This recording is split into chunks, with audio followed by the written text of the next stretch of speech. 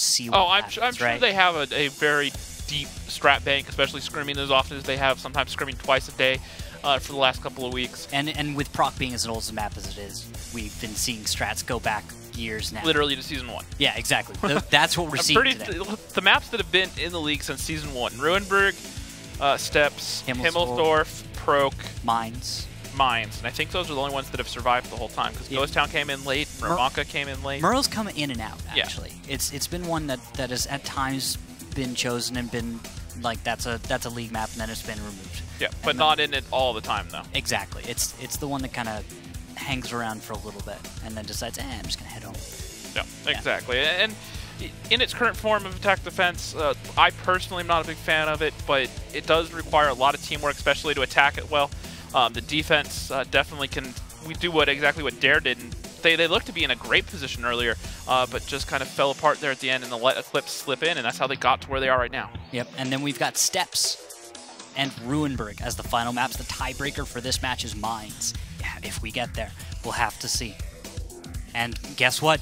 I'm hearing that we're ready for map number 1, so let's get this one started. Cliff, the most dynamic map in the league. Battles on Cliff always turn into desperate double-edged fights. Teams start from the same spots as they do in standard battles. The first base is located near the defender's spawn point, and the second is at the bottom of the hill. Sometimes teams split their forces and send several tanks through the 1-2 line to the left of the small hill, but usually both teams play at the center. The attacking team can send one of the tanks up to the lighthouse or behind it. Fast and quick-firing vehicles are better suited for this map, mainly medium tanks, including tanks equipped with autoloaders. And here we go into battle number 1 of our final match. Elevate, an IS-4, a Mouse, 2 Batchats, a TVP, an S-Tank, and a T-49. Meanwhile, eClipse, copying a page out of 07, /Navi, coming in with 5 Batchats and 2 E50s. All right, that's just forward is the best direction from eClipse. I'm worried about the Mouse, though. E50s... I know the E50M does really well, but I'm not much of an E50 player. Does it really perform well against the Mouse? The E50, depending upon the gun that it has. The thing is it looks like they're both running the 88s, the long guns with the insanely high DPM. The problem with them is their penetration is insanely low. So what we're going to be looking for is eClipse going to be able to engage again with the overmatch, right? They're going to be looking to smash in some Batchats with the E50s, pump out damage, and take that, turn it into a win, right? Because they're hoping they can catch wherever they start an engagement is where that Mouse or where that IS-4 isn't. Just cut them out of that entire equation. Yeah, but Tigers goes over and gets a shot for 360 into Tigers.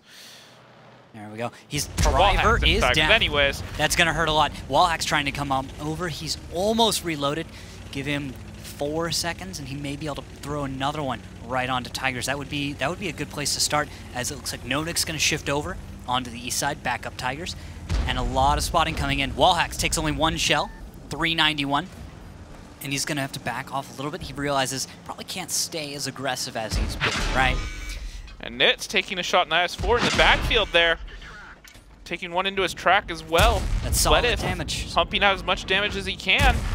Yep, and that might be some kind of a push coming in shortly. I bet Elevate is going to try some kind of counter.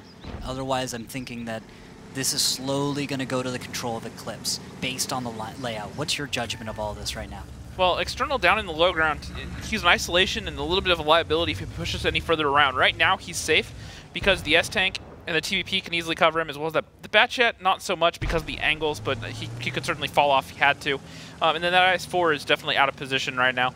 So a few guns are going to keep him alive, but if he pushes around, if the rest of the team doesn't move to cover him, he could get isolated and caught out pretty easily, so it's definitely a risk.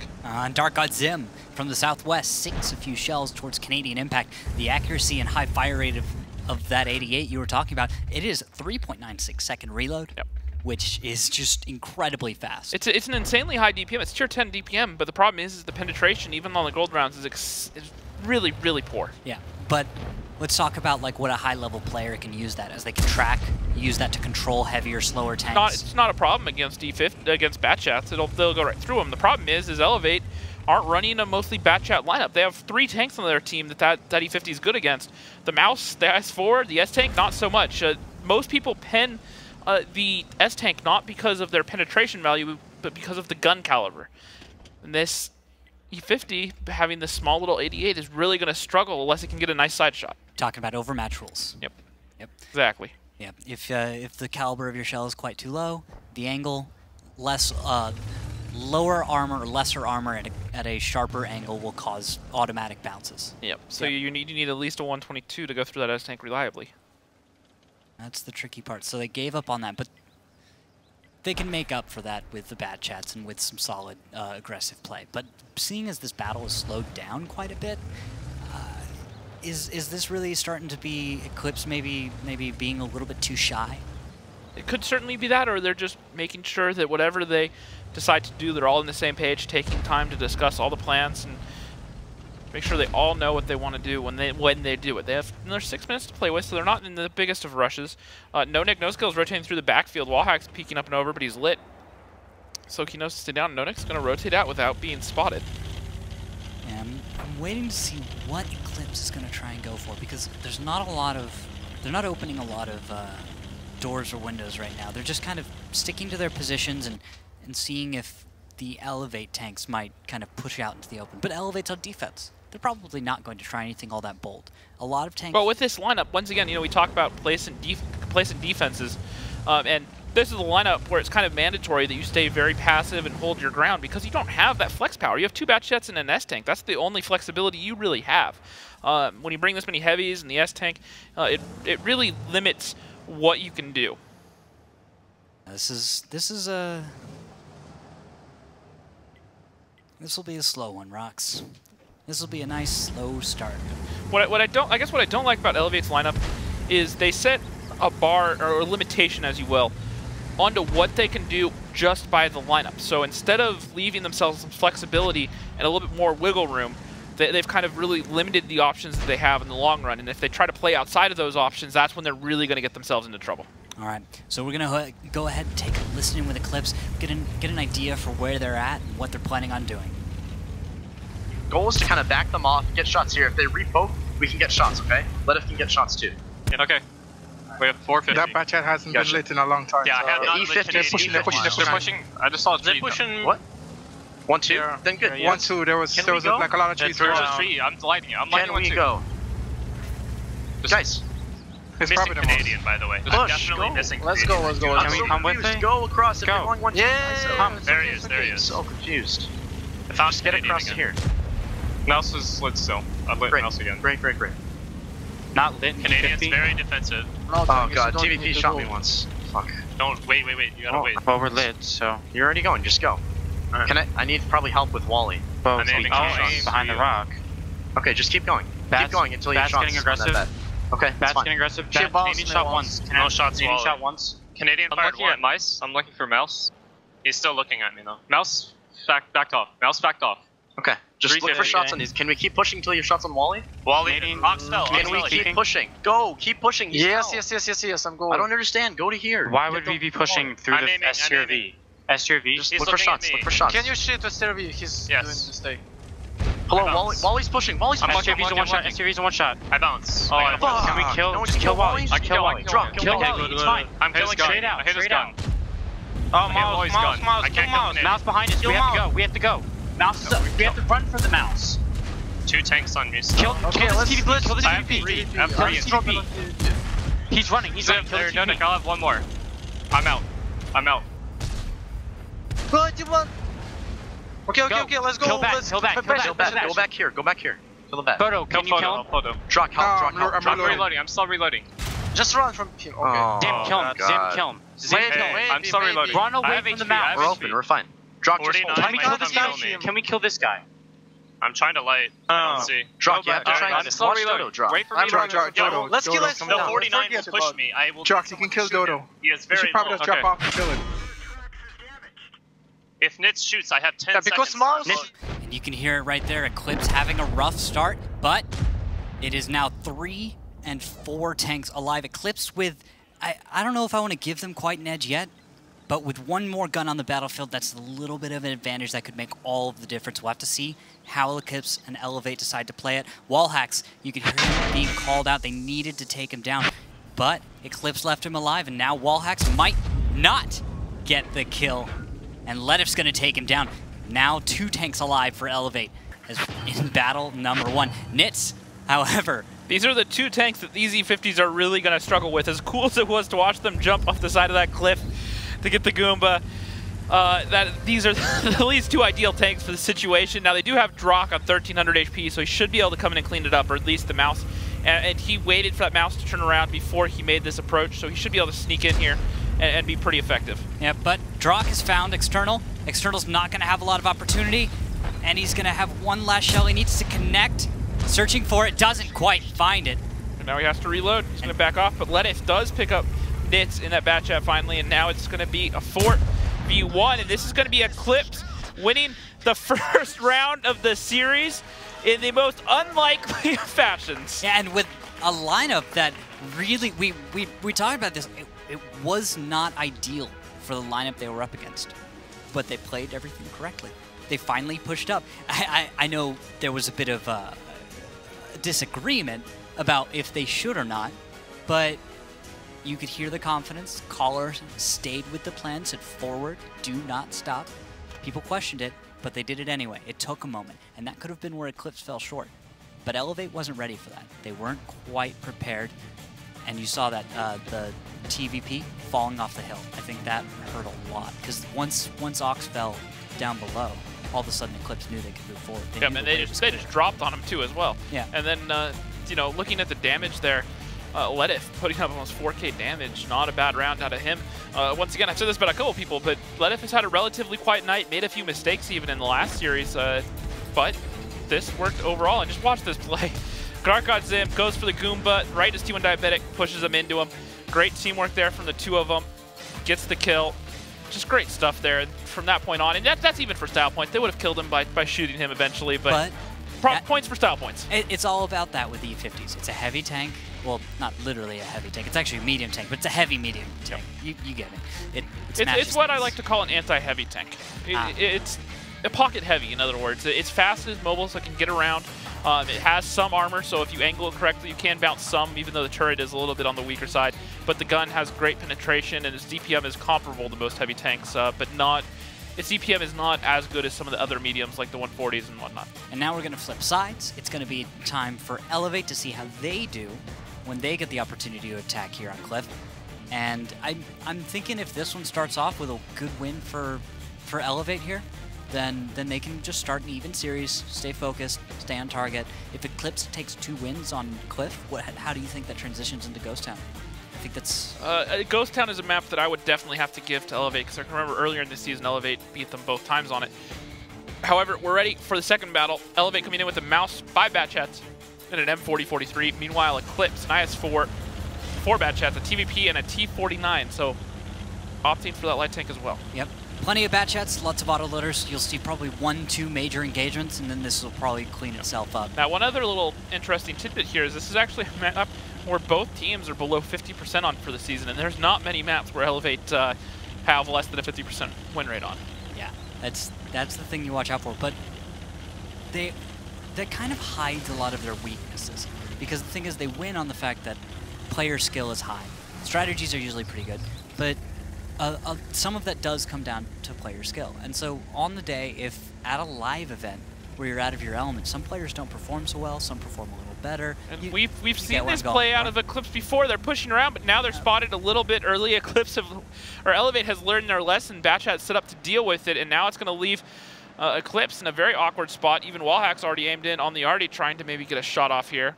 Yeah, is he gonna wait for it to zero? Or is he just gonna let it fly? Let's see. He's just about. They get some good shots into Dodoma. And a connection for 909 into Letif. He's at half hit points on 1 shot from the artillery. But now the IS-4 and the TVP are going to come in behind, and they might pincer out these bat chats. External down to a 1-shot. Dodo only has a couple at 720 HP. And a lot of these tanks aren't even lit.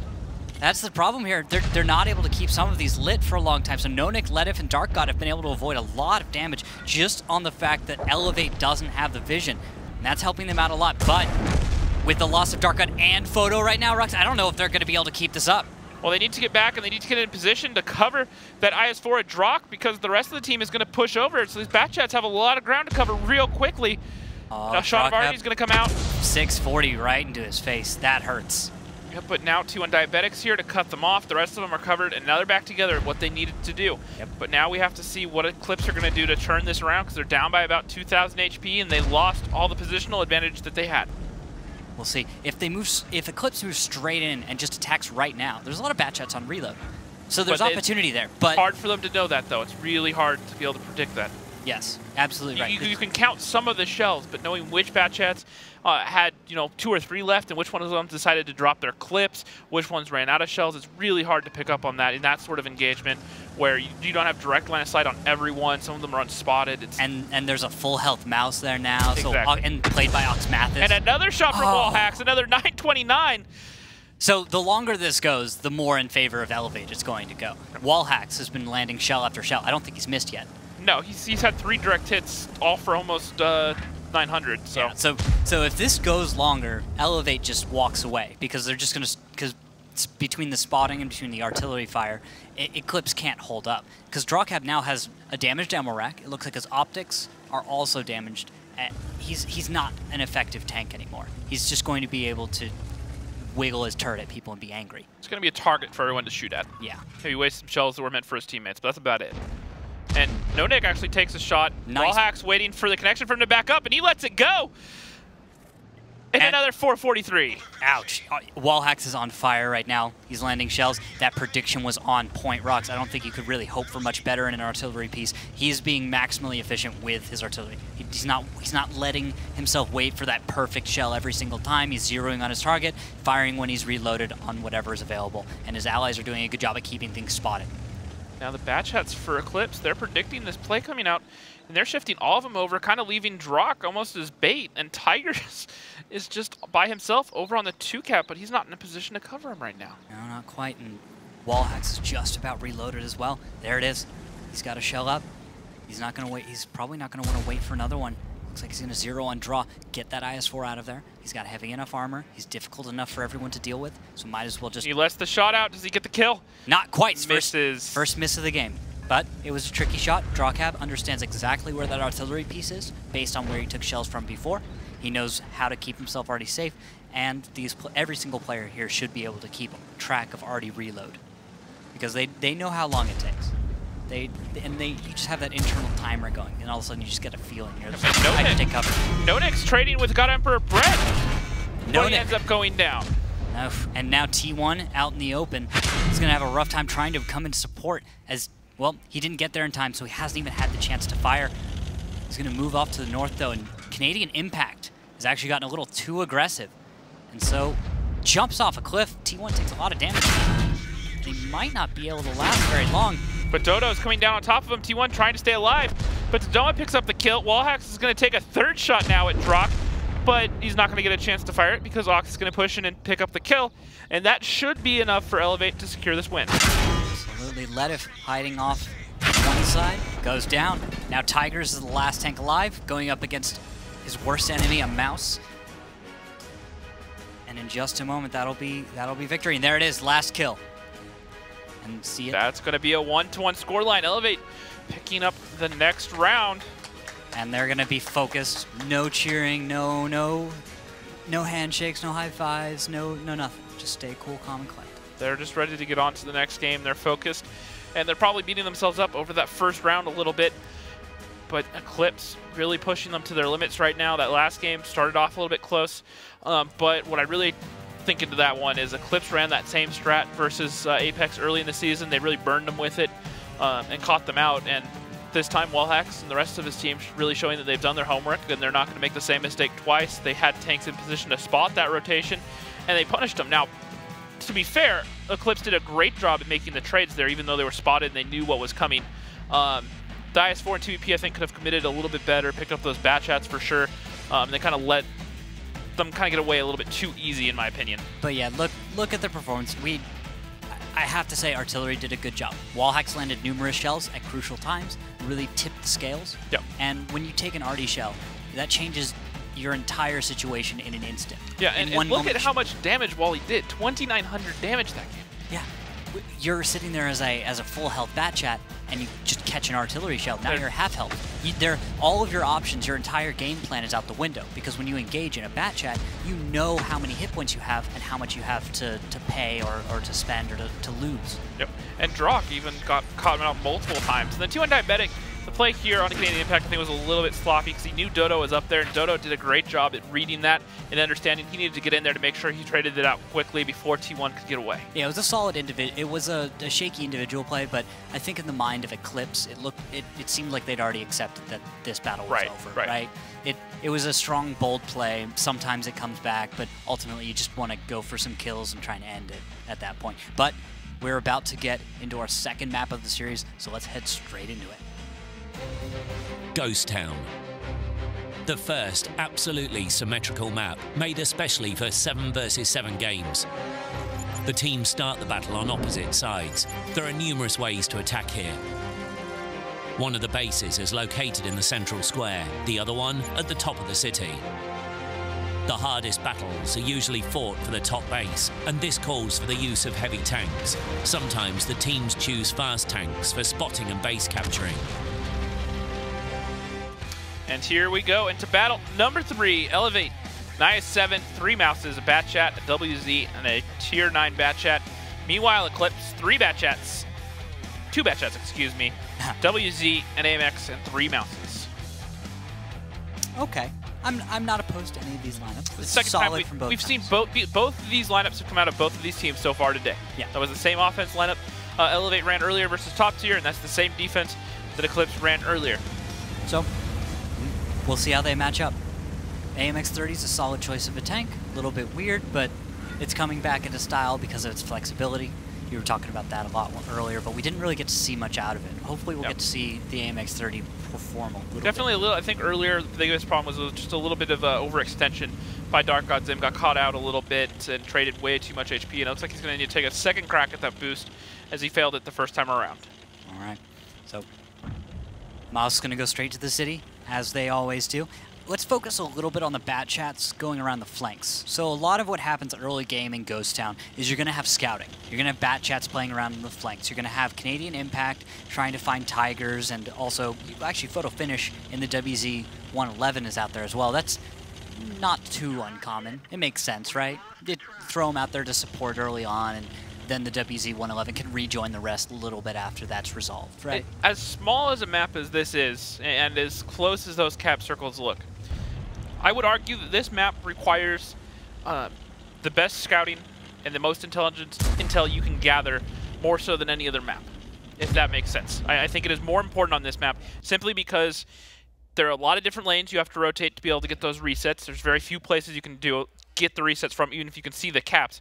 And on top of that, this is a map where a lot of heavy tanks are played. You have a lot of Mouses, a lot of their slow tanks. So the sooner you can figure out where the other tanks are and know what their game plan is, the sooner you can be in position to deal with it.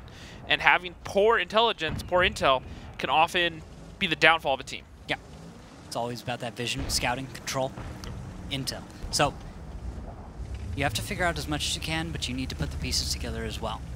Because you're not going to be able to spot everything. Unless, of course, you're Eclipse in this situation, because they just lit all but 2 tanks on the side of Elevate. So they've got all the intel they need.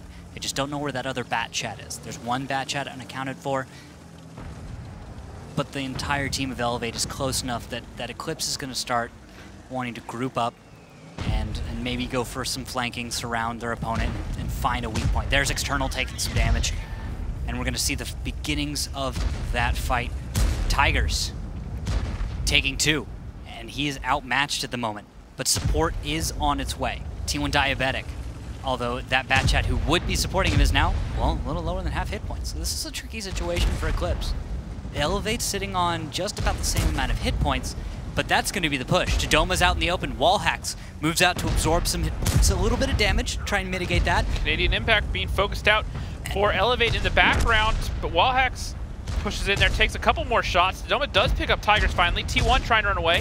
Dodoma puts his last shot into him. Photo picks up Wall hacks, and now Dodoma's reloading and caught out in the open. Yep, there's going to be free damage for Photo Finish. He's actually, this could very well go into Eclipse. I really like the Eclipse positions. Elevate doesn't have a lot to work with, and some of their most flexible tanks are at a huge disadvantage. T1 Diabetic still alive. Photo Finish is on the flank, and I'm just going to wait to see if eClipse is going to follow this up correctly, if they're going to take a measured approach, or if we're going to see maybe a fumble, a little mistake here or there, and that could be Elevate's chance to catch tempo back into their control. Canadian Impact still alive on 57 HP. Doma on 409, pretty close to a one-shot. And they are chipping away at the HP of eClipse right now, but eClipse do have 6 guns alive, just like Elevate, so they're not completely out of this yet, but they need to start turning it around now. Yeah, it's gonna. I think this might come down to God Emperor Brett in large part for Elevate. Look at how healthy he is in the mouse right now. He helps out taking down Nonik, but with losing External, that's a huge, heavily armored tank off the battlefield. But now it's Mouse, 2 of them, an IS-7 and a Batchat AP versus 2 reasonably damaged Mouse, a Batchat WZ-111 by Photo Finish, who's managed to avoid quite a bit of damage, and then Dark God Zim in that AMX-30. Oh no! Rocks! No, no, no, no, no! That Mouse... Drock is on his side. He is done. Oh, that's a gun down. Now they still have more guns, even without him. They have 4v3, but the HP is in favor of Elevate. But they know that Drock is on his side and out of the fight. Ox takes a shot there. They are all poking out, overextending a little bit. They need to back off. They need to get cap pressure. Photo's actually coming in here, maybe seeing if he can upright his teammate. Ox backing around, trying to get some shots. And now Ledif is going to be taken on 2v1, and T1 Diabetics are coming behind. He might be able to get some good damage, maybe even take down God Emperor Brent. There he goes. Brett's down. Batchat coming in at the perfect moment. Although Nitz is going to be able to take advantage of that, of the destroyed hull of that Mouse and use that to bounce on Ledif. That's an opportunity right there. Dark God Zim moves in the 30, doesn't quite get the kill. T1 Diabetic still reloading. Ledif is going to reload second, but Nitz bounces, and now Ledif is going to pick up the kill. Ox is going to come around and pick up that one, and now Dark God Zim sitting here trying to get some shots. Drock is on his side, and he's actually firing right now because pulled in front of him. He's trying to get his turret turned around. Everything's slowed down when he's on his side. Ox doesn't know who to shoot.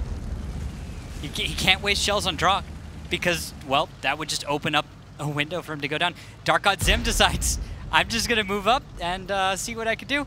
And here's the thing, if Ox tries to shoot Drock right now, which he has no reason to do, but if he does, the other tanks will take that opportunity to poke out and punish him. But can the AMX-30 effectively fire against a Mouse? Because Ox has done a great job at just easily, it seems like he doesn't really care much. He's just kind of angling at the right moment, and all of a sudden, there's not much Dark God can do. Yeah, but now no one's in position to punish him.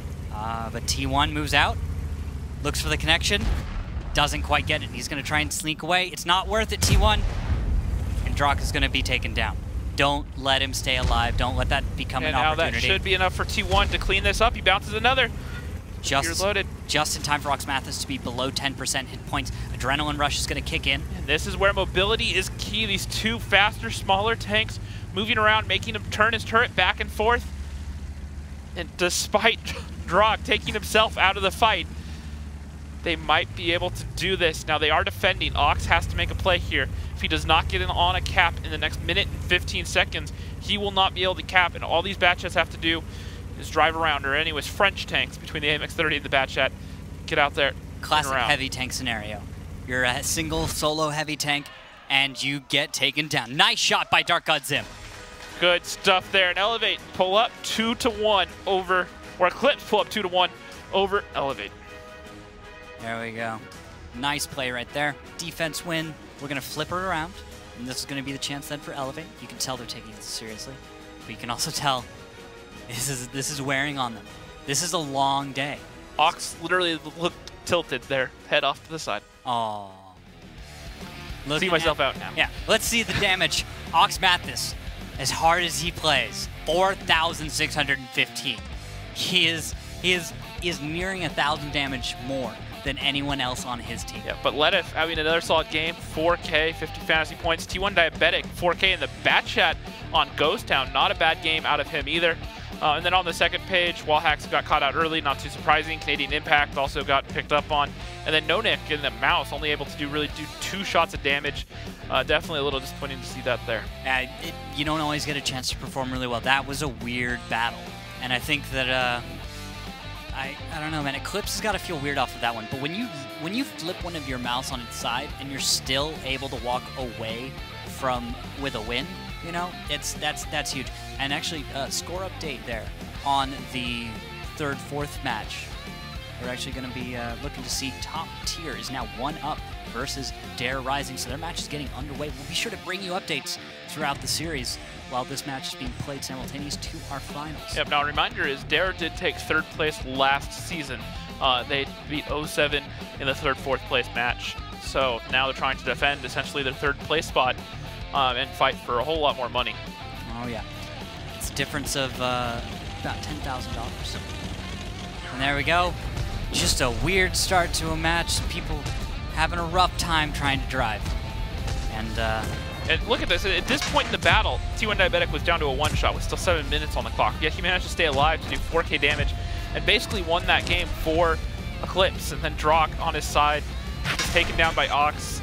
So eClipse doesn't quite do what they want to, and it still works out for them. So I got to give it to them. Solid play. Little bit lucky. Do you think that's telling? Like I said this earlier after the last game, is I don't feel that really any of these teams, except for maybe Top Tier, are really playing at their utmost potential today. Both of them making a lot of mistakes here or there.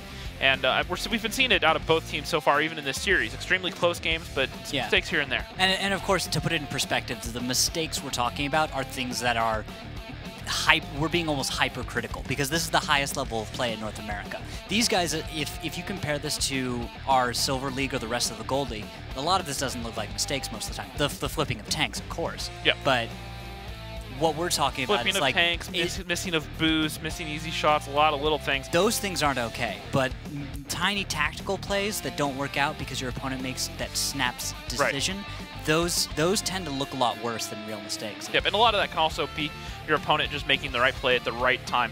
Now looking at the lineup as we head into battle number 4, Elevate, a 113, 3 Mouses, a Batchat, AMX 30, and a Tier 9 Batchat. Meanwhile, eClipse coming in here with 5 Mouses, a Batchat, and an RU-251. And that's going to give them 19k hit points. That's a lot to play with. I think the only time we saw more was during the right before the online playoffs started. M60s brought, I think, like 2,100 something. Yes, they did. They managed to break the 20,000 hit point marker. And I believe it was 6 Mouses and a KB5. Yes, that is exactly the lineup. One of the healthiest that you can possibly bring. Not that KB5 is all that useful in this format, but has a lot of HP. Yeah, that was the whole point. It was to say we've got such a hit point pool that you and your autoloader lineup won't have the DPM to deal with that. And well, sometimes it could work. Sometimes depending on the lineup, but for this one, there's enough damage on both sides. It shouldn't be a problem for either team to figure it out. And we're going to see early spotting. Tigers is going to be squaring off up against Dodoma and External. So we've already got the heavy tanks from either team just meeting up to square off. They're just going to start shooting each other constantly, and well, we'll see how that one develops.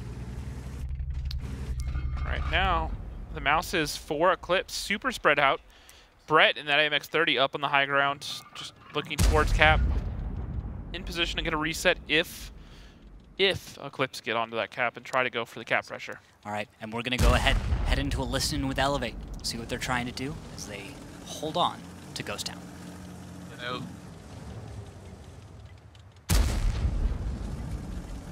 We can't just give him the whole thing, though. Well, then you can go down here maybe, but that's about it.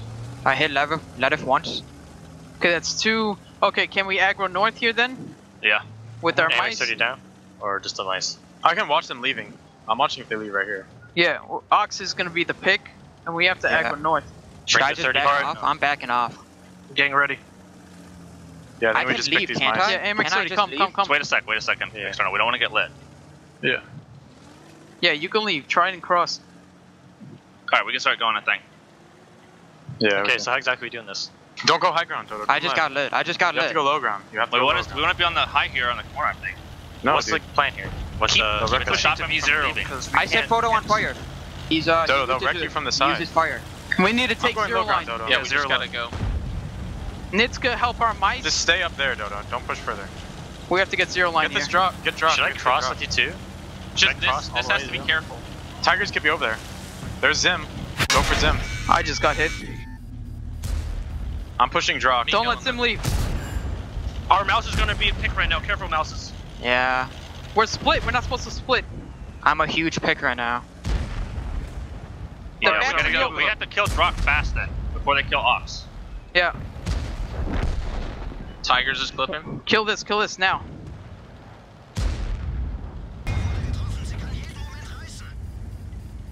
He's trying to leave, so I need some help here.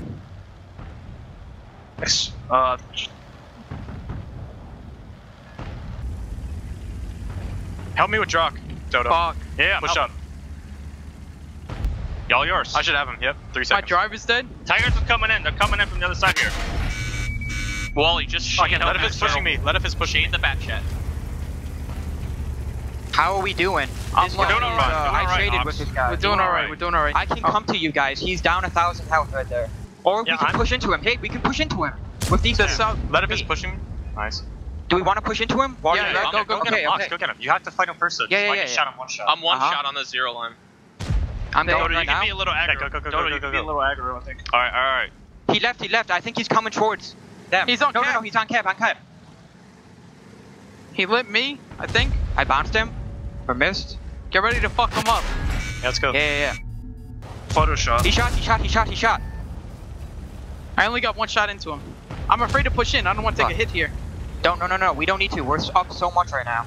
I have his side, dude. Just Yeah. I can cover you, Dodo. Watch out for Tigers.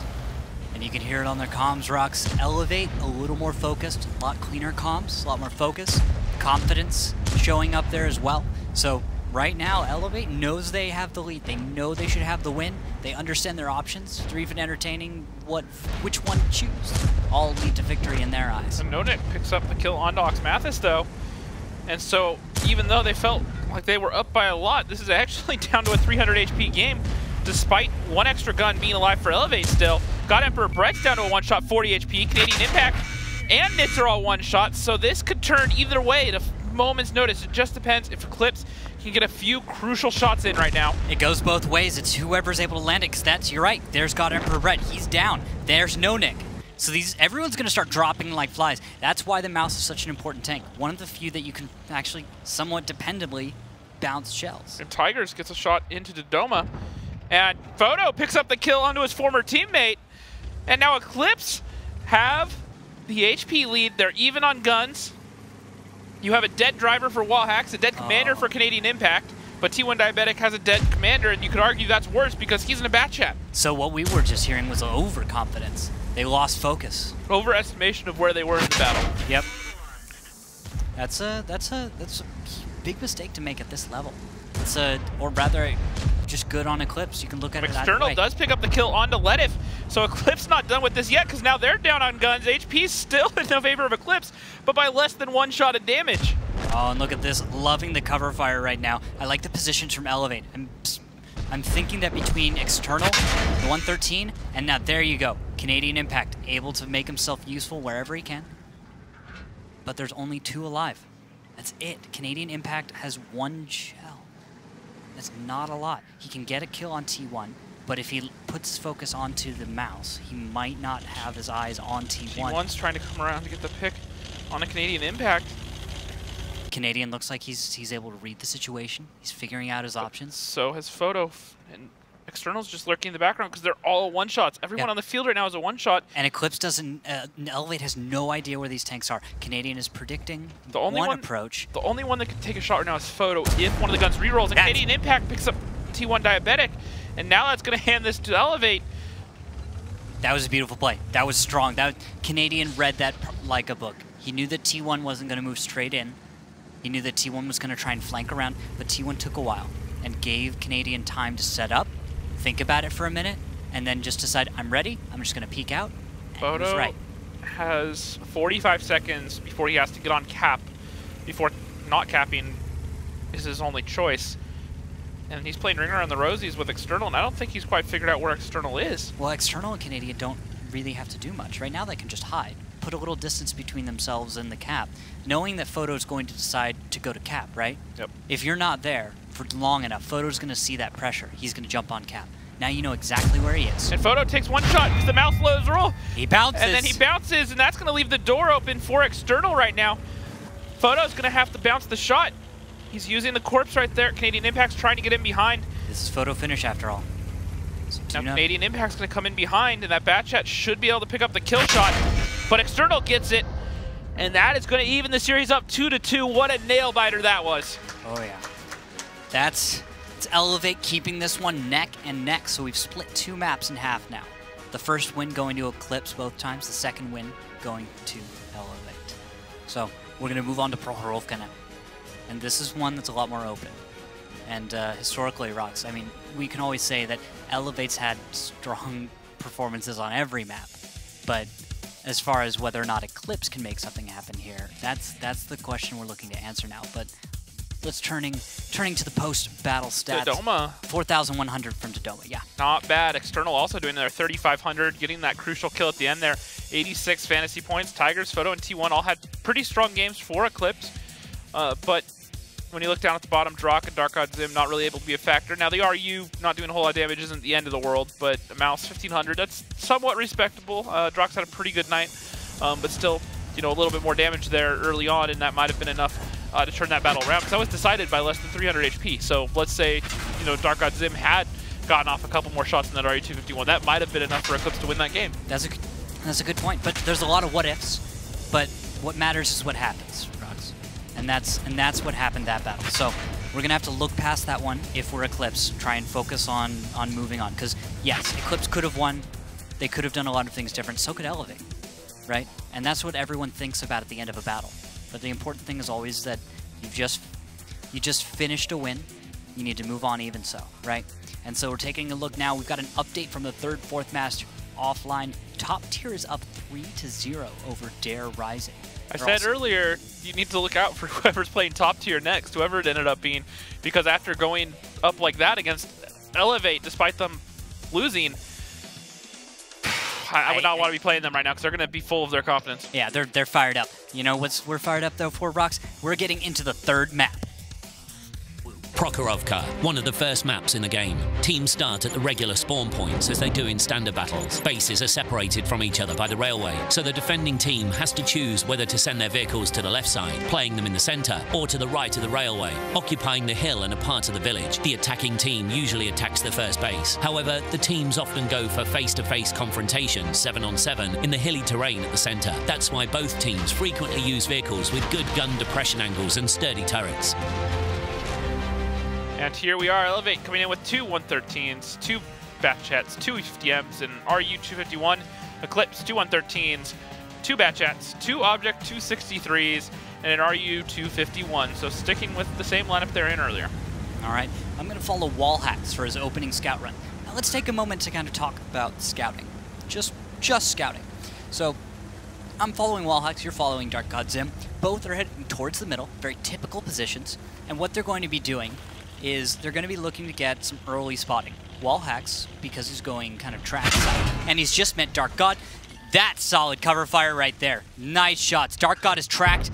That's going to be, opportunity, but Wallhacks is going to just barely miss it. He's actually going to get tracked as well. Burn his repair kit. Notice that he's got chocolate and he's got a fire extinguisher. He has no more repair kits. And his turret, is that his turret broken?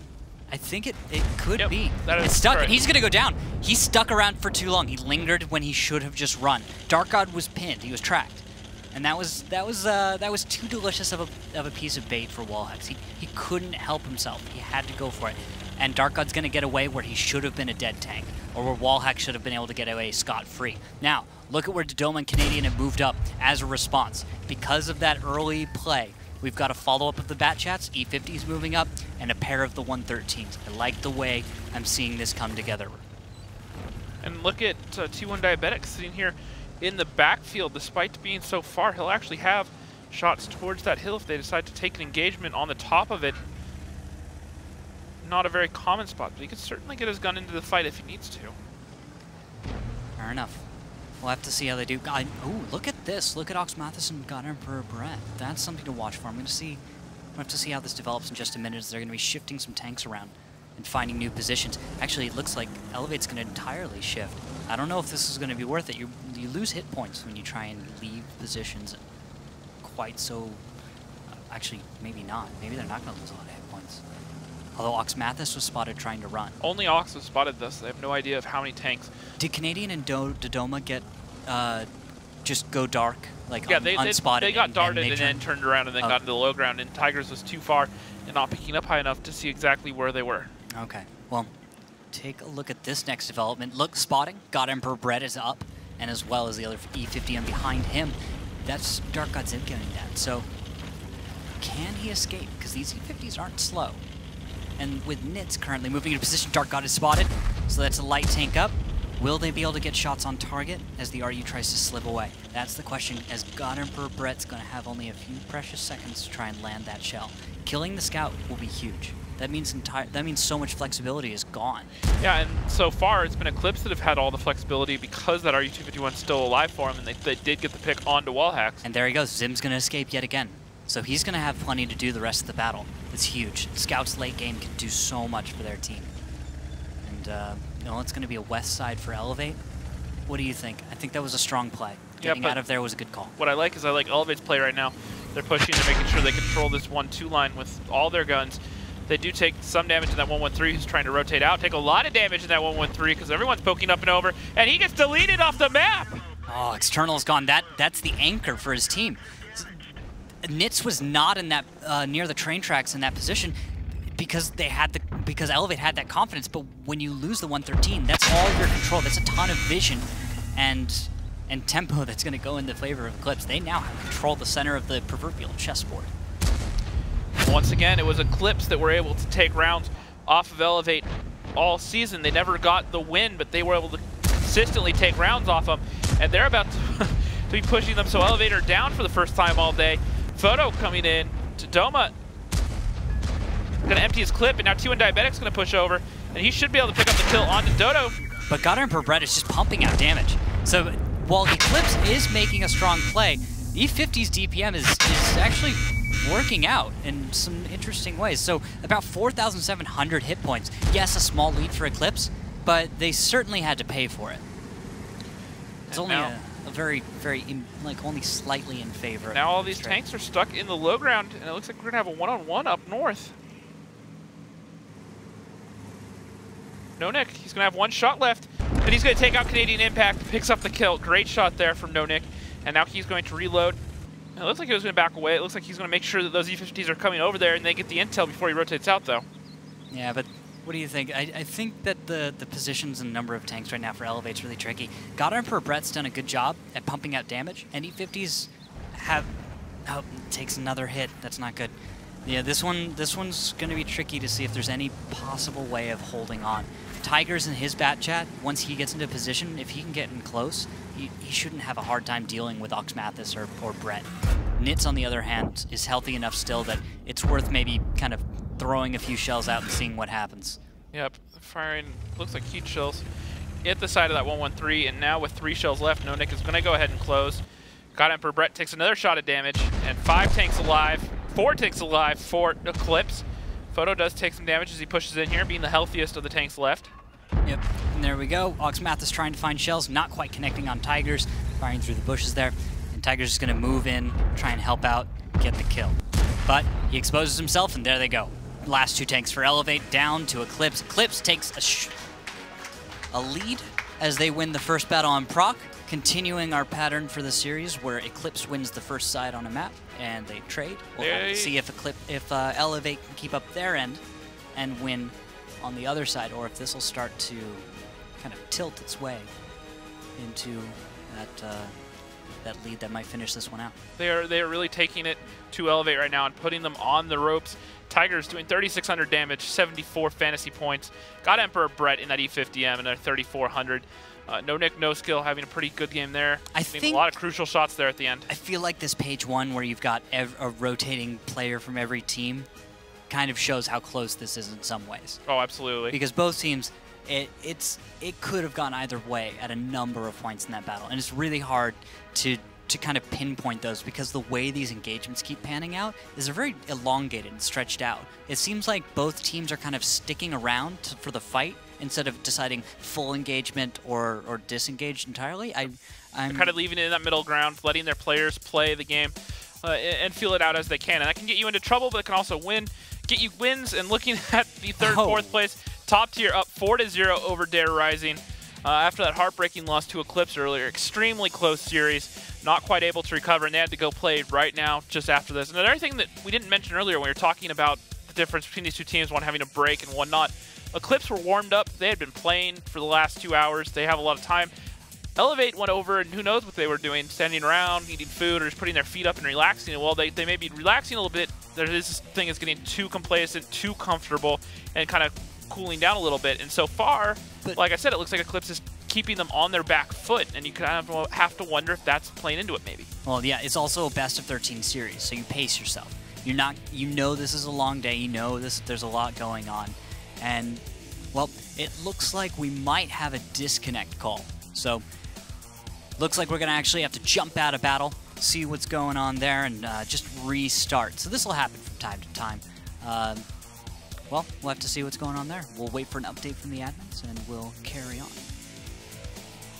So, Rox, let's talk a little bit about proc moving around. So, strategies we've been seeing all day. We've seen strats going back to Season 1, those presses right up the middle, take the middle ridge, and from then on, it's really tricky.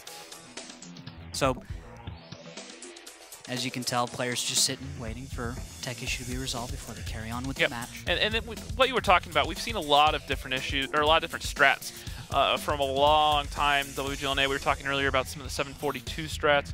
I'm almost surprised we haven't seen stuff as simple as just a straight dump up and over in the middle from these teams on Prokhorovka. I mean, that's, you know, we've seen all sorts of stuff, a lot of random stuff on Cliff especially, and then on Steps earlier we saw some strats that were a throwback to the 754 days, just pushing straight into the cap, that mouse going straight up the middle. Well, it wasn't the same thing, it was still the same idea. Get tanks onto cap, get that cap pressure going, and force the other team to come back. And you know, it's something that we've seen for a long time, especially on Steps.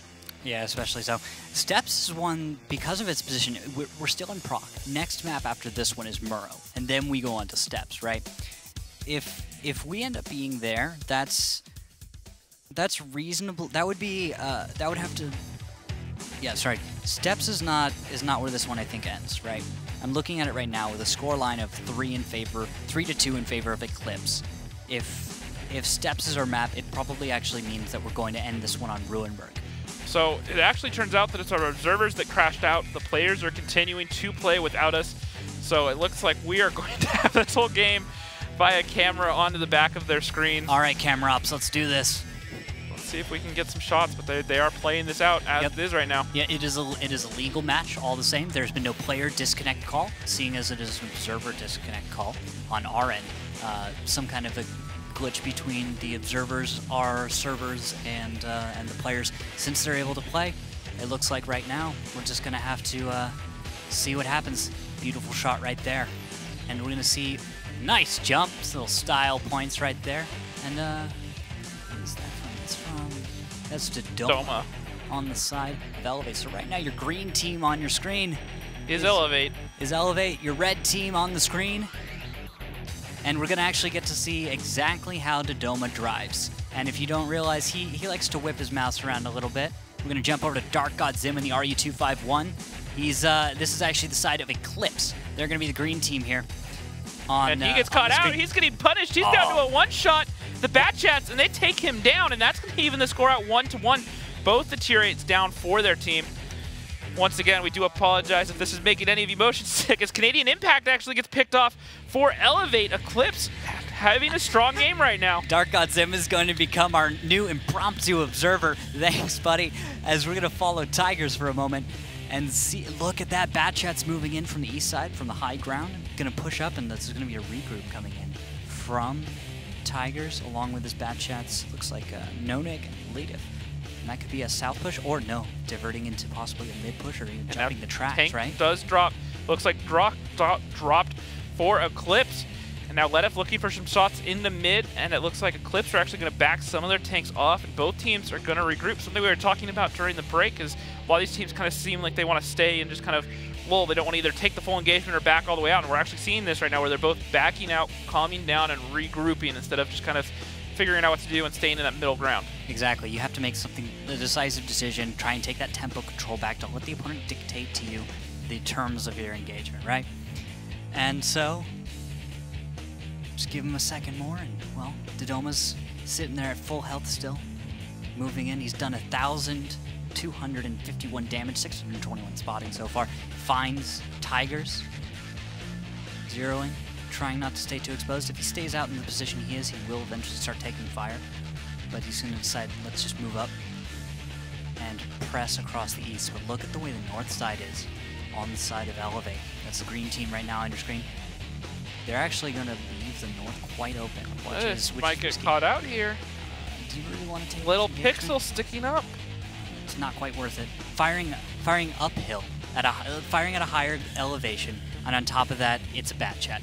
Probably not quite. It is Dodoma though. It is, but the thing is, you don't want to waste a shell when you know there's probably a bat chat sitting just on the other side of the tracks, waiting for you to waste too many shells and then take an engagement when he knows that you might have only 1 or 2 left. That's the risk, and that's what's probably going through Dodoma's mind right now. He doesn't want to risk that, and so he's going to hold the shell, decide wait until later, until I have a more reliable shot. Otherwise, I expose myself, right? Yep. Bat chats, when it comes down to it, their view range, camo value, pretty much when you shoot stuff, you get spotted. And so, there you go. And you can see Wallhack's doing his thing right now, clicking on that mini-map, trying to coordinate with the team what they're going to do. It looks like they're going to make that mid-push. S-Tank in the back is going to cover Dodoma as he goes after Tigers, who's in that low ground. We'll have to see if the crossfire can hold up for Eclipse or if this coordination is going to be good enough for him. Tigers knows he's in a world of hurt. He gets 1 shot off. Batchat's trying to cover him. Tigers gets a second one into Dodoma. He's actually playing this rather well. Dodoma comes in, finally starts connecting, and gets the ammo rack onto Tigers. Nice. That's huge for him. He does, what is that? That's 500 he got out of that ammo rack? Yep. So a little bonus damage. They have a gun lead over Eclipse. They have the S-Tank sitting in the back, along with Nonik. Now they're just sitting there on that cap. S-Tank trying to cover him. Yep. And there you go. Get the S-Tank on the high ground so he can cover. Use the bat chat as well to help clear the area. You've got the E50M as well as a 113 to help you out. So we're only going to be able to watch this one from the perspective of Dodoma for right now. So just pay attention to your mini-map. External has gone down. No Nick, no skill taking him down into bat chat. And there you see it. Bat chat on the mini-map right there is running north. So what Dodoma's thinking about right now is, okay, I can take this position easily. I can probably get passive in a bush and start spotting. S-Tank as well. But once that S-Tank is in siege mode, that's when Dodoma will decide maybe he wants to move up. Maybe he can start his attack. So, watch this. Got Emperor Brett. They're going to push over. It looks like they're going to try to take this S-Tank right now. Goes into siege, just in time. Guns need to cover him. Dodo's going to push around. Looks like he's going to try to get 1 more shot off, and the covering shot comes in from the bat chat. Nice drift. He misses. Now Dodo's going to get in here, gets 1 more shot, but he gets picked up by but Nonik. look at where he died. Look at where he died, right in between the S-Tank right between the S-Tanks. And he barely gets the kill there. Okay, so now, it looks like we've got 2 tanks left. Nitz is going to push in. Photo has all the HP for Eclipse. And will that S-Tank, will God Emperor Brett be able to sink the shot? And Nonik, he's going to get caught out. Nitz is going to come around. Oh, you saw that shot? Does he have the gun depression to get the shot? He knows he's there. Not yet. He needs to get the spot. 2.5 minutes left on the clock right now. This is truly one of the most bizarre things I have ever watched. This is a bizarre situation, Rockstar. And thanks to our production crew for throwing cameras down real quick to make this happen. He's spotted. He's a 1-shot. They're looking for the shot. He gets behind the building. But God Emperor Brett picks it up. Photo does put a shot into Nitz. Nitz should just go forward, get behind the house in front of him, let God Emperor Brett move up, and he'd be able to finish this one off. But they're going to decide instead, let's just put God Emperor Brett out front, let him go in siege mode, and then we'll follow up with Nitz. That's a little bit of a more basic approach, but that works too. That should be Eclipse managing to claw this one out. Going to push in. And Photo's going to drop off into the water. And now Nitz is going to take his time and get in behind. God Emperor Brett can creep forward slowly in siege mode, get above him. Nitz playing this slowly, trying to find the angle. Looking for the shot. Creeping forward. He misses. And there, Photo starts moving forward, but the thing is, he's in the marsh. He can't move very quickly. Yep. Tries to turn, fires. He does get 493, but that opens it up for Nitz. And he gets the kill. And there we go. And that is going to be Elevate, picking up the win. So there we go. We keep the pattern alive, Rox. It's now 3 wins for Elevate on the second battle of a map, the first battle of a map, has been a win for eClipse each time. So that is going to make the series 3-3 right now. What a game this has been. Yep, we see admins notifying players. Looks like we'll be seeing what we can do about the little glitch we've got. See what we can get fixed. And we're gonna have to run a few test games for just a moment, so you'll have to bear with us for a brief delay, guys. So don't worry about that. Now we're gonna be moving on to Murawanka, Magical Forest Rocks. And this map has been tricky for both of these teams today. I really liked what I saw earlier. Elevate was able to really, well, they caught top tier. They caught top tier off guard multiple times, and then eClipse versus Dare, that nail biter, the last game that secured it for eClipse. So both these teams have had some interesting experiences on the map so far today. Well, we're gonna have to see what they decide to do on Muro. Are they gonna switch up strats, or are we gonna see a lot of the same? And well, I gotta give it to Dodo. That last battle was good on him. And then God Emperor Bread as well. Definitely played it. And it was really fascinating to see that battle from his perspective. Literally exactly what he sees, not even hypothetically, exactly what he's seen. And played it really well. Got caught out there at the end when he tried to go up and over. And so it looks like players are going to start taking some headsets off, take a short break as they know they have a moment of downtime. You and I both know headsets for long periods of times. Yeah, can be a little sore on your ears. It's all about balancing the top of your headset and the earpieces, because if you actually don't leave enough space, you're going to actually put too much pressure on the top of your head. Because I've worn those a few times here, and if you don't quite take a moment to adjust, if you just throw it on, sometimes you might find yourself uncomfortable after 6 hours. Yeah, well, a little to go on a little bit, but different conversation. We just had an update. It was top tier up 6-0 over Dare Rising. So Dare Rising, I'm going to go as far as to say they're on full tilt right now because it's 6-0. Or top tier is playing like you wouldn't believe. Yeah. Well, I'll be sure to publish the replays if I can up on Want replays like we usually do. Yeah, definitely, because those look like they're going to be some fun battles. And like I said, top tier were playing great earlier. So to see what they do versus Dare is definitely going to be interesting. Definitely so. Now, we're still worrying. We're still testing a few things, still trying to see what's up. So we'll be taking a few moments more before we're able to get a match started up over here. And Rocks, well, there's so far this series, it's 3-3. We have Muro, Steps, and Ruin up next. Muro and Ruin 1-to-1 maps, which hypothetically could leave Steps as the decider between these two teams. Where do you think that falls? I actually disagree with that. I think Steps could be a place where we see a decider, but with 3-3, right? If you see Muro go in the favor of Elevate or towards eClipse, you see the scoreline get to 5, right? Steps, I don't think that's where a team could finish it out, because you'd have to go on a streak right now. Elevate would have to win then 5 games in a row or 4 games in a row from now on, right? On the other side, eClipse would have to do exactly the same thing. With the way this pattern's going, I don't think it's going to happen. Yep.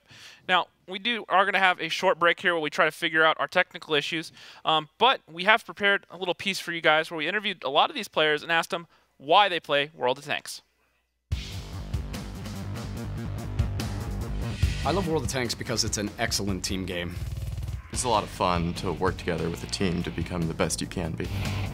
Especially a multinational team like Dare Rising is. It's something you don't get in a lot of different, facets of life.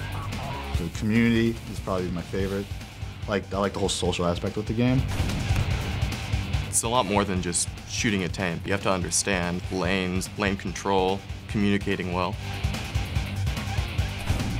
I like that it's a skill-based game. I like that it challenges me, and I feel really rewarded for the work and time I've put into learning the game.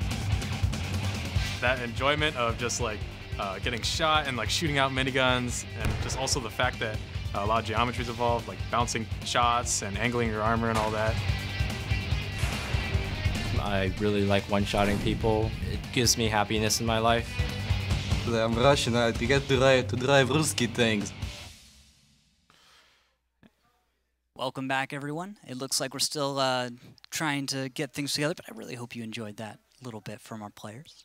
Yeah, so it was always good to get to know some of these players a little bit better. It's been a lot of fun the last couple of days, getting to hang out with them in person, talk to them, and you know, kind of get to know them as people. A lot of them have personalities that you kind of know online, and they're very similar in real life, and others are very, very different. Yeah, there are a few players out there who have so much energy when like they seem like they're this big loud person whose arms are swinging around all the time, and just like that kind of a person. But then sometimes you meet them and you find out it's actually they just talk like that, and then they just kind of just like look at you and there's like just that kind of intensity. It's funny to see sometimes because like you meet someone online and you create this picture of them in your mind, and then you meet them in real life, and it's always fun. It's always fun to see if that thought of them kind of matches up exactly as you thought it would, or if it's completely different.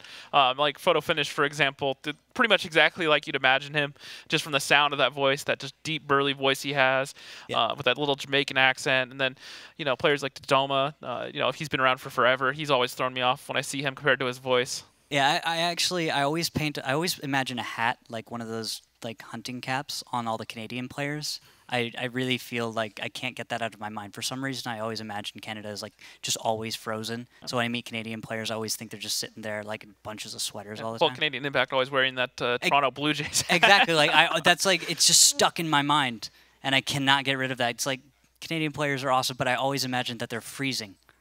Yep. No, exactly. But they get down here to LA. It's so hot. Yeah, well, we have some people out from all over the world, and they're out here, and we have people complaining that it's too cold here all of a sudden, or that it's too warm here, and all this stuff. It's the desert at night. The air just all the heat gets sucked out. Yep. Yeah. So, well, we're still working on our tech issues for the moment, guys. So just bear with us. We'll be back in a few moments. We may have figured out the issue, so let's go ahead and take a look and figure out what it was. I remember when they introduced a ricochet mechanic and a TD bounced off my teammate and ammo racked me. Thanks a lot, Ute. So I failed my history test the other day. Can't blame anyone but you. I uploaded a scrim to YouTube and forgot to make it private. Now the whole league knows our strats. Thanks, Ute.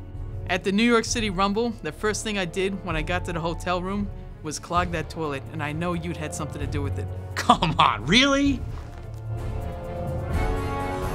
A couple of months ago, I was in my car and I pulled the door handle to close it, and the handle popped off. So, thanks, you. I really enjoyed when the mouse got buffed, and I had to play the mouse over and over and over and over and over and over and over again. Thanks, you. That's absolutely not my fault. So I got one shot in my arty the other day when I shouldn't have. Thanks, you.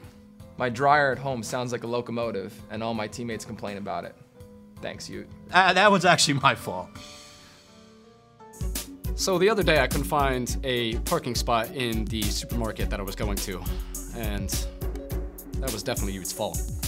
I remember a couple years ago when Pearl River was in the map pool, and I'm sure you guys do.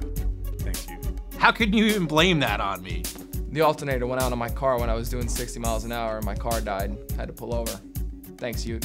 So I remember one time I was sitting in a bush and I was supposed to not get spotted, and then I got spotted and then one-shotted by Artie. Thanks, Ute. So officially confirmed, Ute's fault. Yep. Looks like he tripped over some cables. Destroyed all of our chances to observe the games. We're just gonna have to see if we can find where he targeted. What cables did he decide to mess with? Because you know he's always getting his hands and stuff. So and he moves fast too. You notice that, like he's ninja fast. Ninja fast. Like he can. You find him on one end of the studio. You see 2 seconds later he's coming out of a different door. I don't even know how he did that. It's always Ute's fault, ladies and gentlemen. Always Ute's fault. Don't forget at WGLNA and hashtag Ute's fault. Give us some of your own ideas for what you think a good one would be. Yeah, I'd love to hear some of those other ones.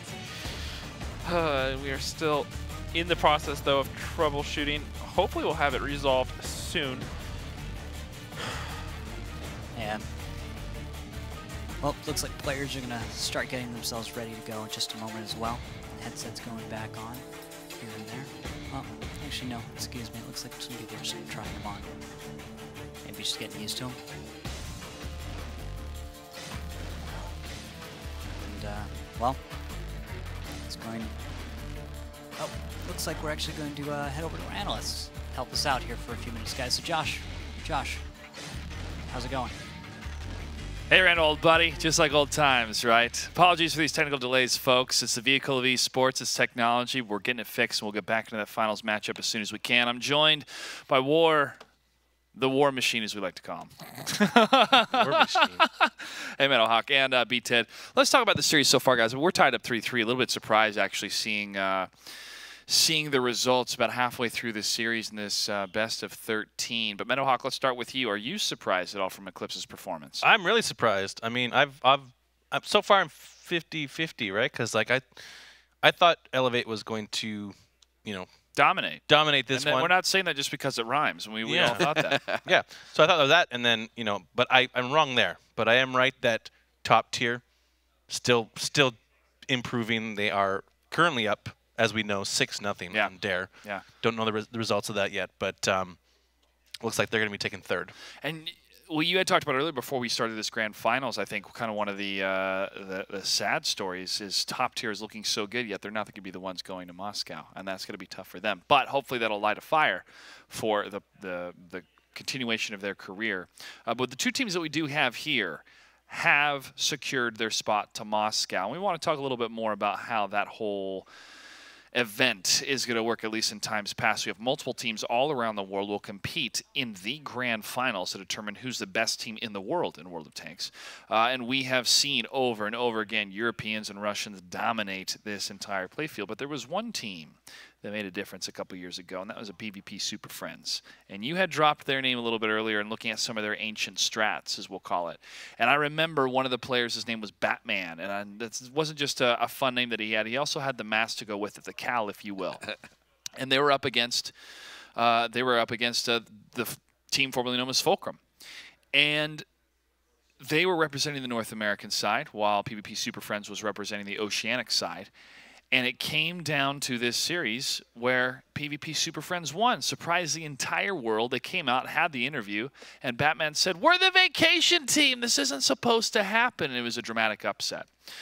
The storyline for these two teams here is to obviously see who's going to be the best out of North America.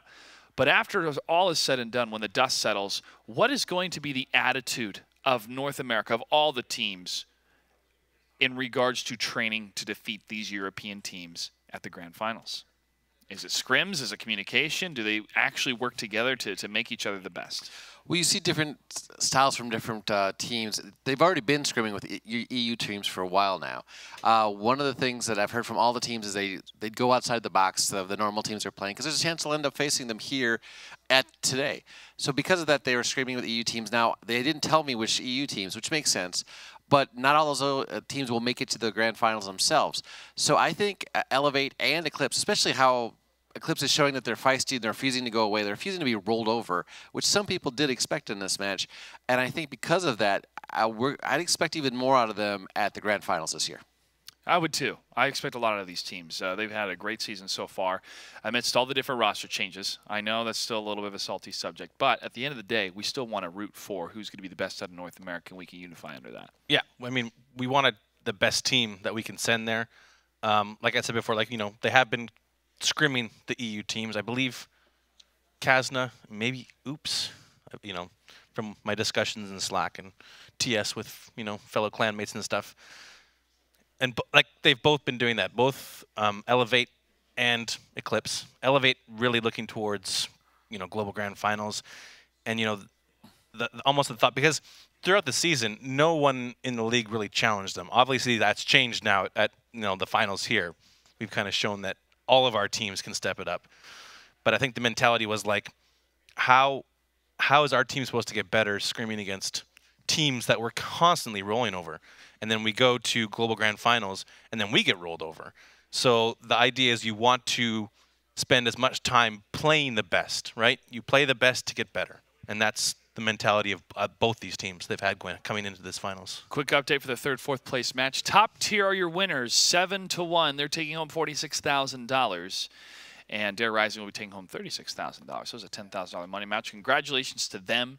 And money well-deserved for sure. But this matchup that we're currently waiting on, folks, we're getting the final word from our admin team to make sure that all the players are good to go and all observers are good to go. That is a $29,000 difference, $95,000 for the winners, $66,000 for second place. I want to talk a little bit more about the strategies here and the strategies that we're seeing out of Europe and Russia, the comparison in North America.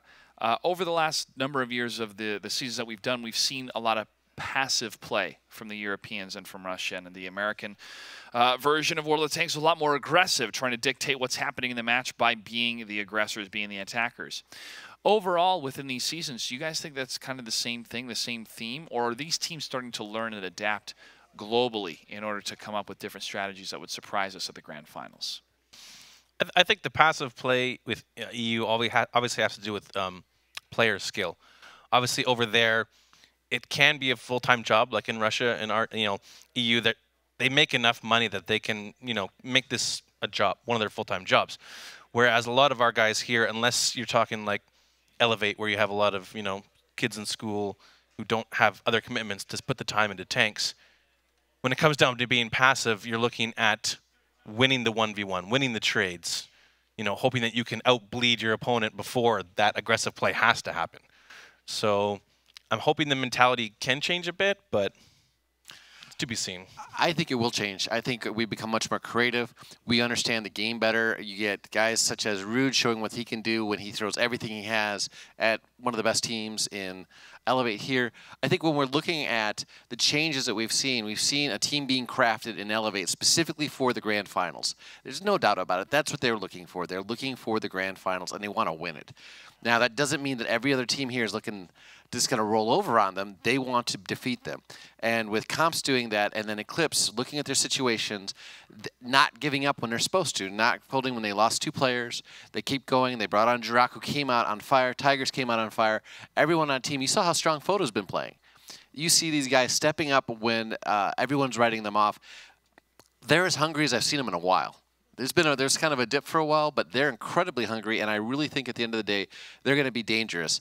And I think there's an understanding, a better understanding of the game than it has been in the past, especially with the changes in the meta, because that sort of gives us more of an even keel instead of having one team that's just superior and continues to grow. Suddenly change the meta, and you're suddenly talking about Type 5s. You're talking about the mouse meta. You're talking about just how effective TDs are now because of the mouse meta. It shifts things around and gives our guys another edge, and we have another patch coming out before it happens. The game keeps evolving, the meta keeps evolving, and these players have got to be on their toes every single patch and also before every single tournament. I want to jump a little bit more into what you talked about when you lose a player or 2 in a series, and we would see that over and over and over again, not only in matches here in America, but also internationally, where a creative play style, creative lineup, even the first running through the map and getting your scouting done, they take damage, and they take so much damage that have such a HP deficit that they feel their entire strategy got destroyed, and so they're trying to scramble and figure that out. I feel that when these teams have a lot better crisis management and more contingency plans, if step 1, step 2, step 3 doesn't work and they're opening 2 minutes, that's how these teams get better, more flexible, more adaptable. But I want to jump over and hear your thoughts, Meadowhawk. What does happen, and what type of scramble do these teams go through when they do get hit a bunch, or if somebody falls here pretty quickly in a 7-on-7 and soon it becomes a 6v7? Yeah, the initial reaction is going to be, of course, being disheartened. But you can't, if teams that stop and focus on that, you've already lost the battle, because you're like, oh, we're now down a tank, we're playing 6v7. If you give up, you're going to lose. So you really need to stay positive. I mean, we saw a map, I can't remember if this season or last season, where someone didn't ready up in time, and they started the game 6v7, and they won. That was right? Aquatic M60s. That was, yeah, Aquatic M60s, right? So, you can do it, but it's all positive. It's using the resources. Hopefully your lineup, Rude was talking to me a lot about having lineups that you can be flexible with, as opposed to setting up a strat where you are set. You're too heavy to rotate around the map. You don't have the tanks for the vision.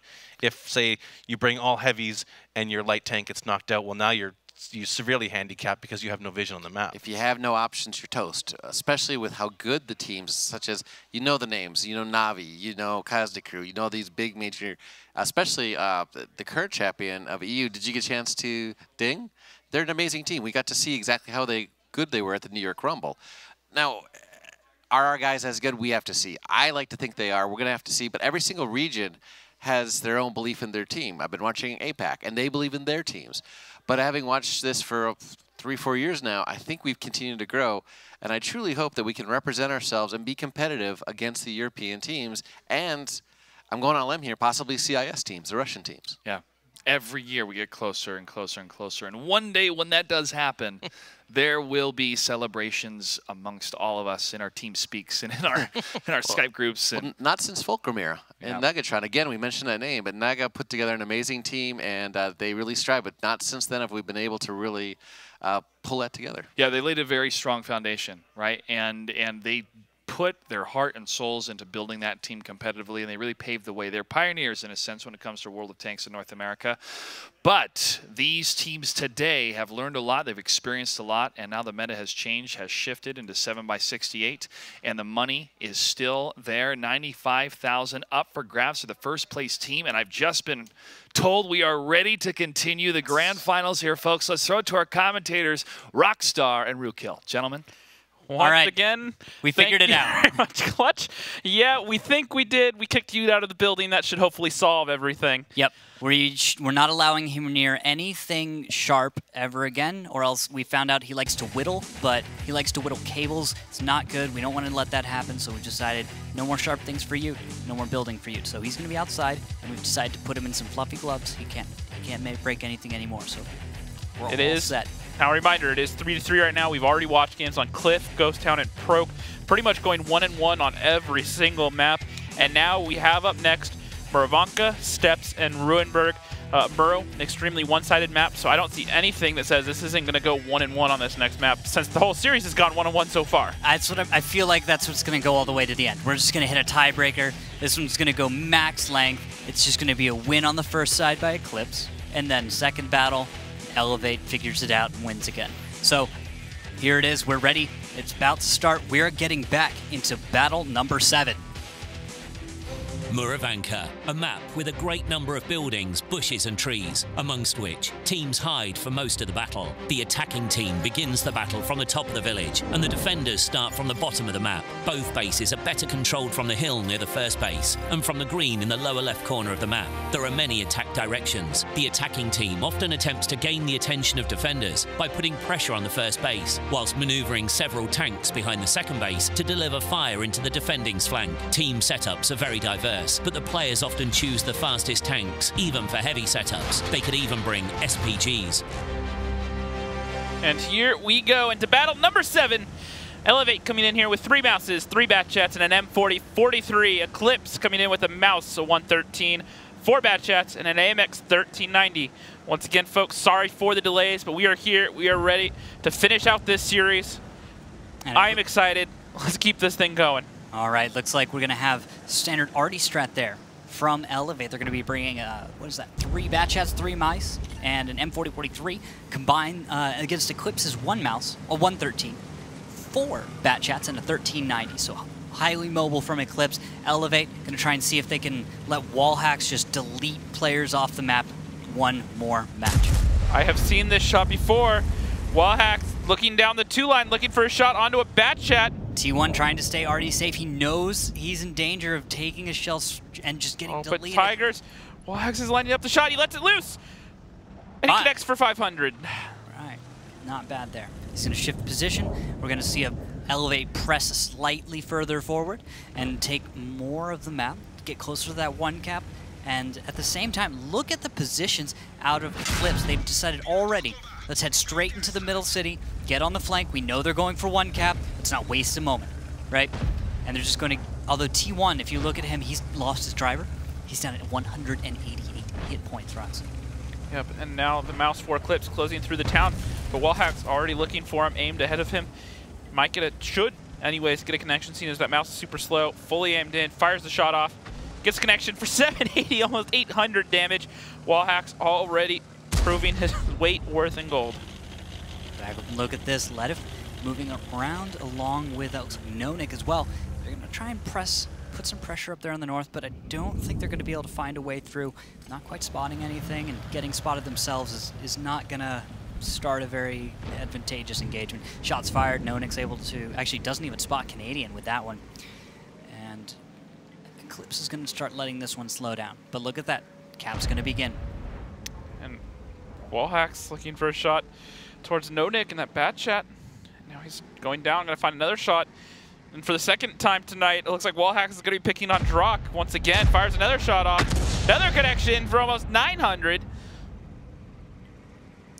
so far, eClipse just getting chipped away while they try to hold this defense.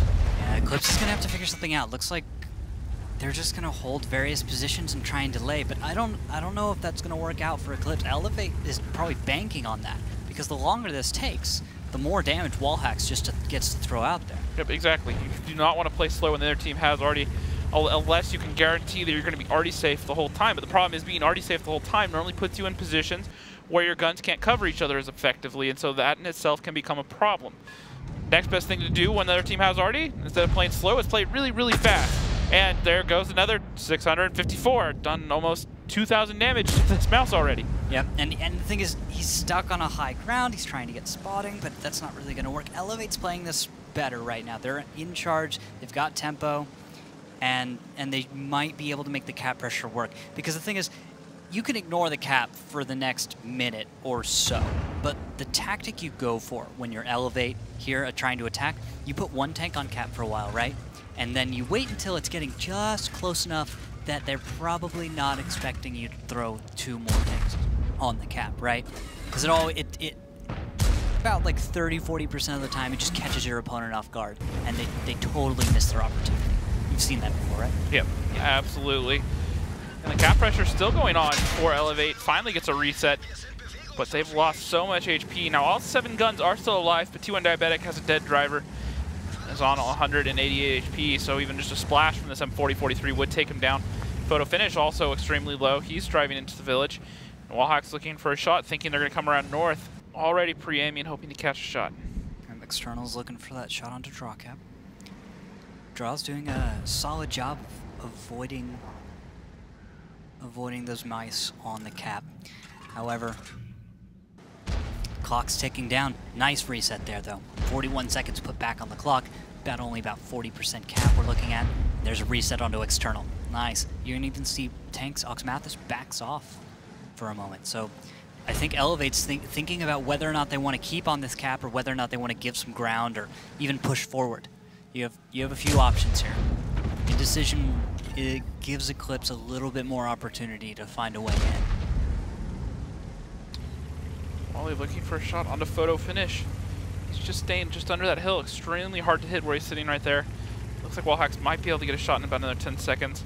But eClipse is doing a good job at chipping away at this HP. They've cut it down to about 2,000. A lot better than the 4,000 they were at a few minutes ago.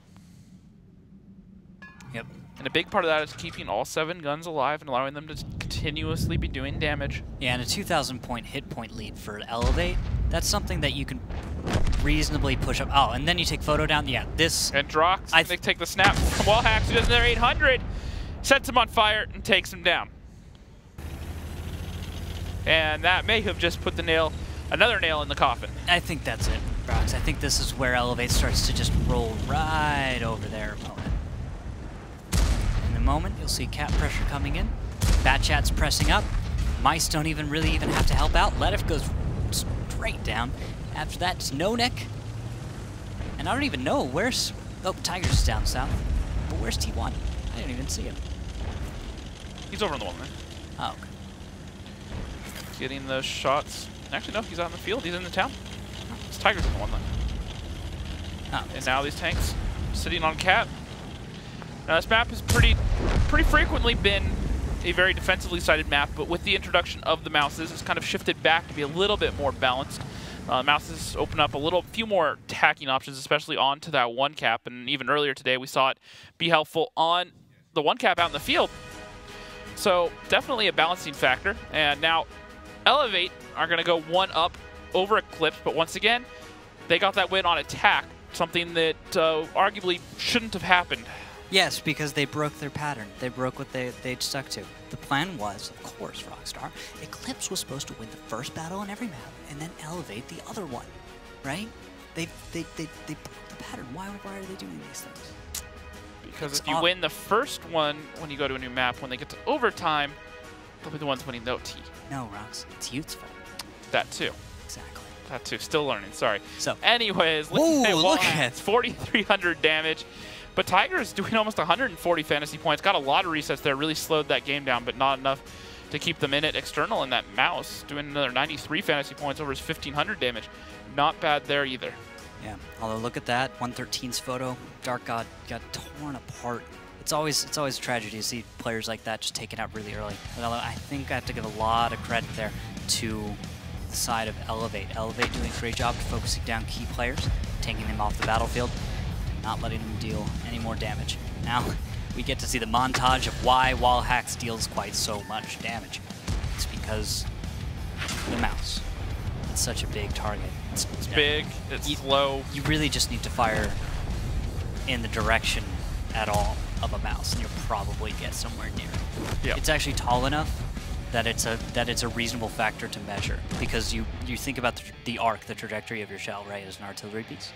Lower artillery, you actually love firing at a mouse. It's so tall, it just catches shells. And it takes a sixth sense almost to really be making sure you're moving back and forth, counting the time, the artillery load, paying attention to it, and trying to reposition to avoid it. And not able to happen though for eClipse. Wallhack's just on point every single shot he fired. He only missed one last game, so putting up a lot of damage. And this time, neither team going to bring artillery as we head into our next battle.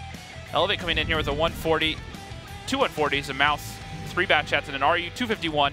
eClipse coming in with 2 mouses, 3 bat chats, and 2 tier 9 bat chats. So going with a very mobile lineup, but still bringing the 2 mouses, even though they are attacked. Hey, why not? It seems to work. Throw them on cap, throw them in the east side apparently even, as we saw earlier today. Anything works. It's the mouse. Can't knock it if it works.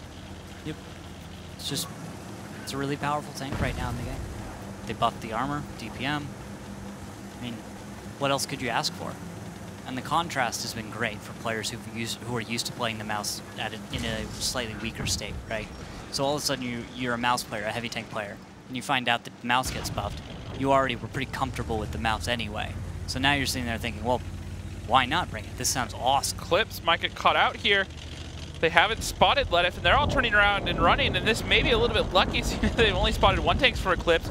These bat chats, they're pushing in full speed. Hot on Tiger's tail, and they're all spotted now.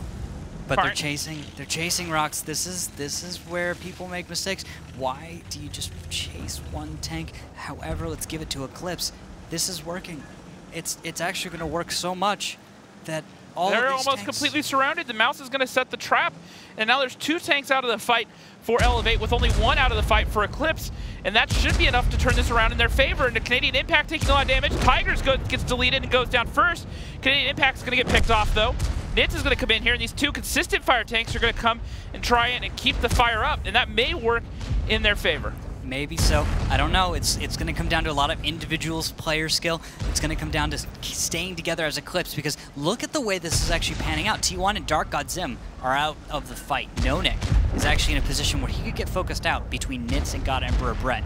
Dodoma, on the other hand, though, just needs to wave his gun around to be annoying. Nonic is going to go down, so it's 2 tanks for 2 tanks. Photo's going to line the shot up. Take down Dodoma.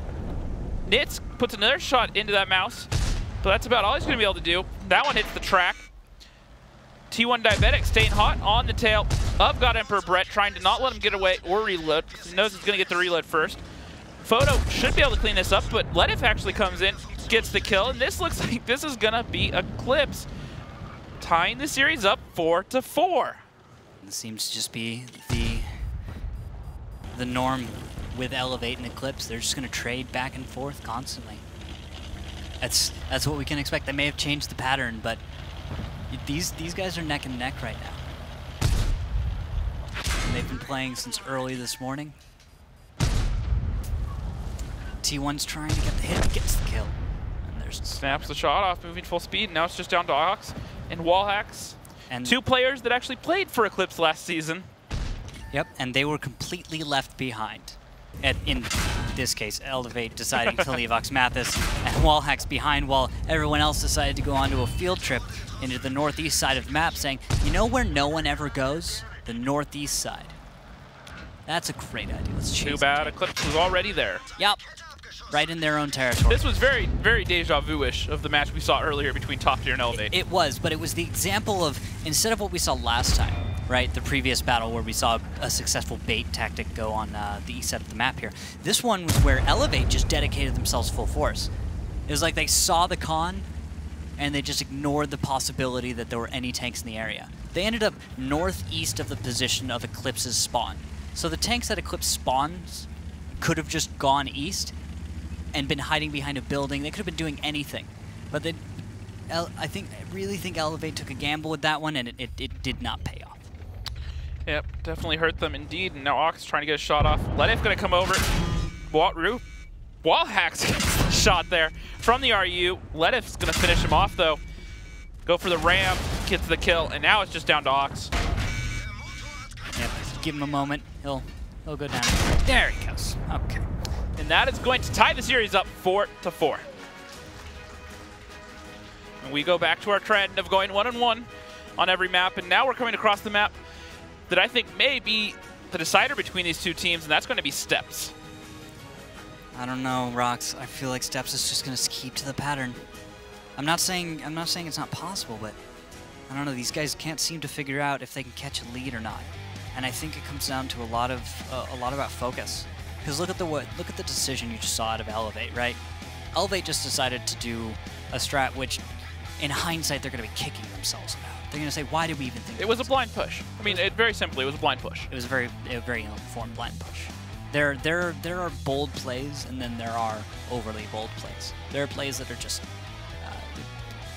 outside of your probability. It's sometimes gamblers say that you don't change your plan, right? If you go to sit down at a table, you don't change your system.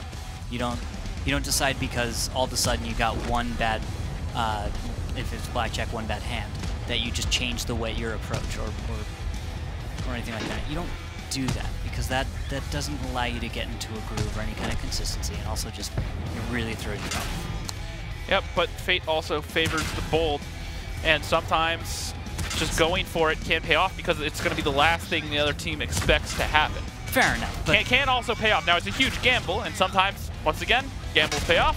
Yeah. Other times they backfire exactly like we just watched. Most of the time, though, those gambles we talk about are ones that we could have played around with anyway. That I think was especially... I really just can't say anything else. I'm absolutely certain that was just a bad call. That was a mistake. They're going to be kicking themselves for it. They can jump off this one, go into Steps. It's going to be our next map, and we'll have to see if they can keep it together, because that's a place where this can really turn. Yep. Well, let's go ahead as we get ready for the next map of our series. Steps, the most open map in the league. The attacking team appears near the rocks at the bottom of the map, and the defending team starts at the top. Bases are located near the railway and on the green. The best way to control them is to use the lowland near the second base. The attacking team usually begins the attack from the rocks and the railway, but sometimes they can attack through the green. Teams often drag vehicles from flank to flank, so both teams usually pick light vehicles with a good camouflage rating, but sometimes use tanks with a strong turret and even SPGs. And here we go into battle number 9.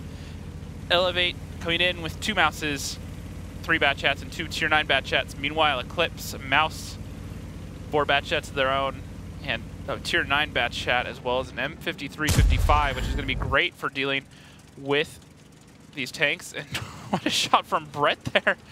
Snapped the shot off and hit Ledif in the middle. Not bad. And these Mouses are going to push across the north and keep on rolling? Yep. They're just going to keep on rolling. And there, they find no Nick. And not a whole lot else. This is going to take a minute. This is probably going to take a second. Well, but look at these Bat Chats for Elevate. You remember how I was talking about one of the best things you can do when the other team has Artie is, instead of saying Artie safe, just play extremely fast and just not let him have time to reload? Well, that looks exactly like what they're doing right now. They're pushing all the way down to K0, getting tanks down there. They have a lot of tanks sitting on the F line, and those Mouses are pushing to the middle road. All right, and we're going to go ahead head into a listen in with Eclipse as we see how they react to this bold play. Yeah, I mean, we have just like super stuck. I have to run to right here, and the bats fired 1. Okay. Guys, the Mouses are... We need all of our bats coming back to here. Bats pushing. Bats, come. Yeah, we know, but Drock has to be careful. I will fight their mice. Wait, is this guy in the middle of the open? No. They're looking at me. Dodoma looking at me. Wait, I have shots on Canadian. I have shots on Impact too. Their mouse is looking for you. Their mouse is looking for you, T1. What the fuck? I can't peek at all. Just hold the up. mice are coming up mid, and we have to deal with this. I know. Can't we just push these bats? They're Nice and Canadian. They're like blinding me. We need to push these bats. Our bats need to go across. I'm trying to light right now. I can't run. I can't light. No, the other bats. Photo and Notic, can you push this or no? No, I just got another shot. Let's push the east now. Their bats are running. They're running. I'm ready. Can we go? Zim, do you agree? Here they go. Shoot them when they leave. Dodo's leaving. Let got lit. Bats, get across or shoot. Do They're going to the corner. They're going to the corner. I know. They're pinning themselves in the corner. We can just push them. I'm clipping. Or maybe just push the mice. Maybe we push the mice instead. We don't need to push. Just Zim go here and watch Dodo peeking. Why don't you push something? Okay, we can't push the bats anymore since they're in the corner. We can't push the bats anymore. Why don't we kill the mice? I'm going north. Still stuck underneath. Fuck it. Photo, go north. Someone else go north and kill the mice. Notic and Photo will kill mice. Already can just why are you playing there? On mice. I have to reload. Zim can work on mice. Get safe, let it. T1, cover these guys. External's trying to kill me. Both these guys go kill me. Help. Someone has to watch this guy. No, yes, it's like, why are you playing that position? I'm trying. He's stuck there. Like, I'm stuck, dude. I can't go anywhere. Okay, I'm coming, Flo. Okay. You need to... Nonik, you have to go kill the mice with our mice. Are we going? Well, yes, okay. What? I have Guys. 4. Can We're we missing make 2 bats? They have I know. bats that can be Can we not already them Alright, first? fuck it. I'm gonna leave 2. I'm leaving 2. Let's already lit. 2, and I'm just gonna They're leave you gonna to know watch that we're this. pushing the mice. I know. I'm pushing 2. Hold up. From behind. I can go. I'll go with the mice too. T1, just watch this when they push in, okay? I'm gonna go north. All right, you can hear the emotions right now. eClipse guys are just, they're on the edge right now. They've been playing all day. These are 2 best of 13. They have to play 1 best of 13, wait until another one finished, and then sit down and play yet another. Right now, these guys are getting tired. They're fighting fatigue. And No Nick, speaking of fighting, he's coming in here. He's going to take down God Emperor Brett, and they're going to have a couple more shots for Ox Mathis. If they can take him down, does snap a shot off, and now the Bat Chats for Elevate have shown up. And they are going to trade out No Nick as he's caught out in the open. He's actually going to drive into the rock. Drock is going to stay there, try to angle his armor. Bat Chats are going to try pushing the south, but they've left 2 of them down there. It looks like a third from the middle is going to come over. Ox does pick up No Nick, no skill. And shots fired. Wallhack sneaking some in on T1. Into the backfield now and tries to transfer his drop. No. Rox, this is slightly in the favor of Elevate for now, but eClipse can easily come back to this one, as there you go. You see, as both teams drop near to 5k hit points each, both have 1 tank down, and well, but the difference is eClipse right now can take these 2 Bat Chats out in the south as soon as they realize they have the arm match, if they do it quickly without losing anyone, and that would tip the scale in their favor. The problem is, if they wait too long, these Bat Chats are going to rotate around, or they're going to pick up Drock in this bat in the north. They already come short and actually hits the corpse there. Yeah, Drock in the mouse squaring off against Ox Mathis, but should be able Drock should be able to get the kill. However, Wallhacks has just moved in. And now eClipse trying to find the kill onto External. They know he's back there. They're trying to box him in. External does find T1 Diabetic though as Tigers chases him around. And there goes Drawcap to Wallhacks and Nits. Batchat AP combo really working out. There's Tigers as well. And look at this, Ledif and Dark God Zim are the only tanks left alive. Ledif, incredibly low hit points, managed to stay at 536 for a good 3 or 4 minutes, Rox. And Dark God Zim does what he can, but I don't think engagements like this really suit the M53-55 as much as they like. And I gotta give it to Elevate. Strong response, you see an artillery piece, it's time to attack. Doesn't matter if you're on defense. They really punished them there. Definitely some indecision, a little bit of slow play there out of eClipse. Couldn't really decide who to push or what. They constantly disagreeing with each other, saying, all right, let's push this. Do you agree? And then no one say anything, and then say, well, let's push this instead. And they go, all right, screw it, let's go for that. And that time, well, it doesn't seem like that much. That was time they could have been using to get into a better position, to take out those tanks, and maybe have sealed this game a little bit sooner. And instead, they let it slip right through their fingers, because I think they were in the better position after they made that play up the middle road onto those mouses. From that point on, I think they could have traded that out. Yep, absolutely. Yeah, definitely, you know, I think eClipse, after that first trade, they got those mouses, they pushed up, took them down.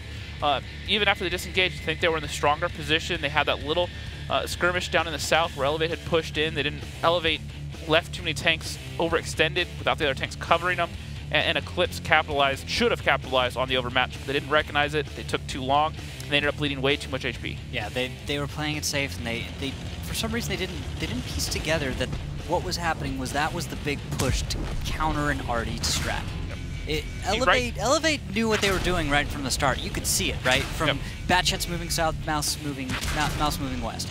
eClipse spouts a few tanks, starts to see what's going on, and just tries to react to it. I think one of the things you have to know about that's really troublesome to deal with is, like, yes, you bring an artillery piece, you start your opening move, and you don't discover until you're halfway through your initial movements that your opponent is running that counter. It's something that's hard to deal with because you immediately have to take your entire team and change everyone's game plan. Yep. And my point is relatively simple. It's just if they had recognized they had that overmatch sooner, and just gone for it instead of waiting too long and letting Elevate rotate their tanks around. Tigers should have been alive. Instead, he got picked off by the Tier 9 Bat.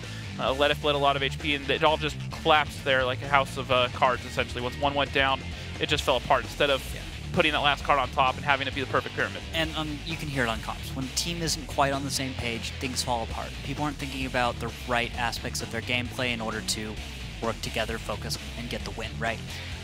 Distracted, not able to focus on what other players are saying. You're just simply just trying to think of your own ideas. You hear people just kind of blurt things out in comps there, right? That's usually a sign that someone's already on their own track. They're already going in one direction.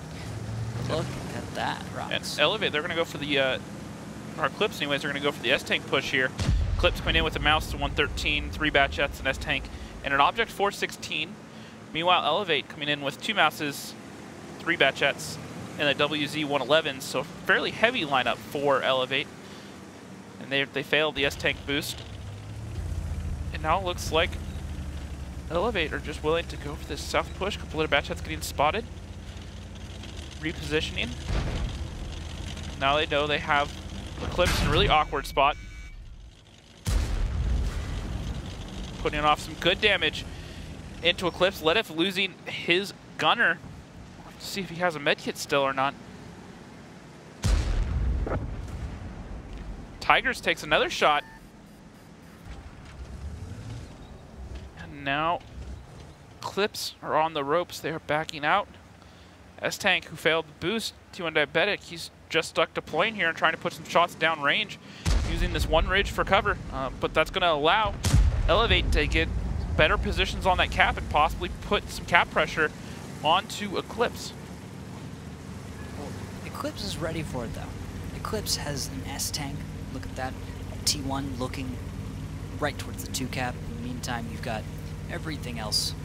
Medium tanks from eClipse heading out to the west side for coverage. So eClipse has their bases covered. And I think having the S-Tank out of the high ground really hurts, though. It's something I think that works out still, because elevation or not, you're still going to be able to put shots on target. And Elevate waiting for their Mouses to get up here. Looks like they're going to use the Mouses to get on cap and be the cap pressure, and eClipse is repositioned all over the map. They have a couple Batchets down, flexing around into the south. The 416 still in the north, just being the passive scout for him. Photo finish, hanging out in the 113. First tank spotted. Ox Mathis taking 440 as he leads the way. And he's got a fantastic position. He's going to be very difficult to deal any damage on. There's no Artie. There's nothing that really can be effective against an S-Tank at this range and that kind of an angle. So, good call by eClipse, Rox. Look at that Batchet in the south. Give him a moment. He should be able to move in and do something about the mouse positions. There we go. A few bounces, though. T1 on Ox Mathis. As the cap will begin, 45-second counter. And let's watch the resets just start to roll in. eClipse is going to roll their tanks to the south. 113 moving in to be just the closest tank running right over the ridge. Should be able to actually distract the guns of the mice from Elevate, force them to look more towards the southwest, opening up angles for our S-Tank T1 Diabetic. In the meantime, you've got a Batchet far south that's no nick, no skill, squaring off against Canadian Impact, but he doesn't have all of the information. He doesn't know everything he needs to. And because of that, you don't know how many Batchets, if you're eClipse, are in the southeast, ready to tear your tanks apart. Example is a Tigers going down, getting completely torn apart. Now, Nonik is at 233, and if you look, Ledif is reasonably healthy, but give it a moment or two, and this could be a trap that eClipse is walking into. Whether or not they decide to go all in is what I'm going to wait to see, because Ledif can still back out, Darkgut can still back out, right? They haven't done nearly enough damage to these Mouses, though, and so I don't know that it's really going to matter what happens on the rest of the map, because the cap pressure is just going to keep building up, and these tanks trying to get the resets on the Mouses are just going to get punished. The Doma takes off one of them, and Ledif, Canadian Impact's still alive on very low HP. T1's landing shell after shell after shell. This is a field day for him. All that we need to see out of other eClipse tanks is just they just hold his position. Just more time is all the S-Tank needs, it looks like. He's going to be able to deal enough damage to keep things even, is kind of what I'm seeing right now. There we go. Another connection onto Nitz as he shifts towards the cap. And I like this. Look, Drawcab has shifted to the south, getting closer to the cap. Along with the 113 of Photo Finish, there are now 2 tanks from eClipse that are within close enough proximity to cap that they should be able to get a reset should they need to. But look at that surprise. External shows up, and he's going to be able to force T1 down, and that's it. Elevate should be able to walk away with the win at this point. They've killed the crucial tank for eClipse to be able to have a place in this battle. Elevate's going to put their 5th point on the board. Yep, Drock getting focused out. Photo Finish coming in here behind Ox, trying to get some damage. But Ox is just going to poke up and over and finish Drock. And it looks like Elevate are in a good position to close this game out right now. Yep. Sorry, excuse me. I was saying 5th. I meant 6th. Yeah, win. This is going to be match point right now. Yep. This is going to bring them ever closer. And you know what, Rox? You called it. You were spot on. Steps is the one where this starts to break away. Because even if this goes 1-1 for this last map, and somehow eClipse can hold on defense on Ruinberg, it still means they have to attack and Elevate defense next round, and that would be enough for Elevate to walk away with the win. That it would, and there we go. Last kill comes in. Nadoma even trying to go for style points. And that'll put one more, so it's now 6-4. Ruinberg, we're going to see Elevate start on attack. And you can see Dodo feeling good right there. Dodo has more titles in the WGLNA than any other player. Yep. He's always been a part of a winning team. Well, just about. Yeah, well, you could add to this. I believe this would make his 4th title in the league. More than anyone else. Look how much damage Photo did, including getting a lot of resets, 131 fantasy points, but not enough to carry his team to victory. External, who got the kill there onto T1 Diabetic at the end, had a great game, as well as Doma. You can see why he's feeling so good. Put up some great numbers there. 2 kills as well. And then on the second page, Ledif lost his gunner fairly early on. Tigers got caught out of position, and got up where Brett went and sat on cap the whole game. Didn't really have anyone to engage. Absolutely. So this we're looking now at what could be the final battle, but looking back at what we just saw from Elevate was able to pull a win out of a situation that it didn't look like they had all the answers ready to go. External coming in a little later than honestly they would have liked, I'm sure, but Elevate managed to get in time to win that for Elevate. Yep, T1 was going to be the hero. He was ready and waiting to be the one that got so much damage that he was going to turn the battle around just on that alone. While everyone else is getting the spotting, everyone else is pulling turrets, distracting players, he's worried about just landing shell after shell after shell. I don't think I saw more than half a second where he wasn't zeroing on a tank and getting ready to fire, you know? Yep. And now we are ready for what could be our last battle of the series. Let's see what happens. Ruinberg, a mixed type map. The defending team starts the battle on the green, and the attacking team starts at the centre square of the town. Bases are located quite far from each other. Both bases are better controlled from the village when playing a heavy setup. It's better to attack the first base through the top direction with the help of several well-armoured heavy tanks. For the attack on the second base, it's better to use a more mobile setup and either play through the centre or split forces. In general, the map is not easy to play on. Teams often use blind shots and risky shifting of the forces from one flank to another. And it will be eClipse on defense, bringing 2 113s, a 215B, a Mouse, an E4, Tier 9 Batchat, and a T95 Doom Turtle. Meanwhile, Elevate, 2 113s, a Mouse, 2 Batchats, and 2 Tier 9 Batchats. Now, one other thing that we haven't actually mentioned today that I do want to say, Ox, Wallhacks, 2 of the best players in the league right now on Elevate. They have never won a title before. They've never gotten first place. Never had first place before. you're right. They've managed to just barely be out of the running every time. Yeah, well, they were on high voltage for a while. Before that, Ox was on RBIS. Yep. And he was excellent back then. Yep. But you're right. Their teams weren't able to quite make it. They were always contenders, but they never have gotten a title. So winning this round right now, or one of the next 3 rounds, would give them their first title win ever. Yep. And this is what a map to finish it on. Ruinberg, one of the most defensive-sided maps in the league, at least historically. More recently, it's started to shift with the new mouse meta, but we can still pretty confidently say that the defenders have a decent idea of what they're doing. Attackers are still trying to figure out, what they can do to try and one-up. This is risky. No Nick, no skill, just pushing in behind as these Batchats take control of the 0 line. And it looks like eClipse are going to try to shift out towards some sort of 6, 7, 8, 9 line defense on the low ground. That is strange to me. I'm not quite sure. Giving up the high ground, leaving the mouse and the S-Tank. What are they going for? Not the S-Tank, but the E4 is the only ones on the high ground. The 113 coming in behind. Yeah, but what are they trying to do? They're getting over to the fountain. And now No Nick, no skill is going to come across like Mathis. Yeah, but can he even stop? Why is he doing this? Why aren't they going to the cap? Wait, and then Elevate just got off the cap. Okay. Couldn't they have just capped fast? Like, with the way tanks are moving right now, they literally could have won the game right now. But they're going to decide instead to just group up, send 113s, 2 of them, Dark a God bat Zim chat. gets caught out by wall hacks. They're going to start trading shot for shot.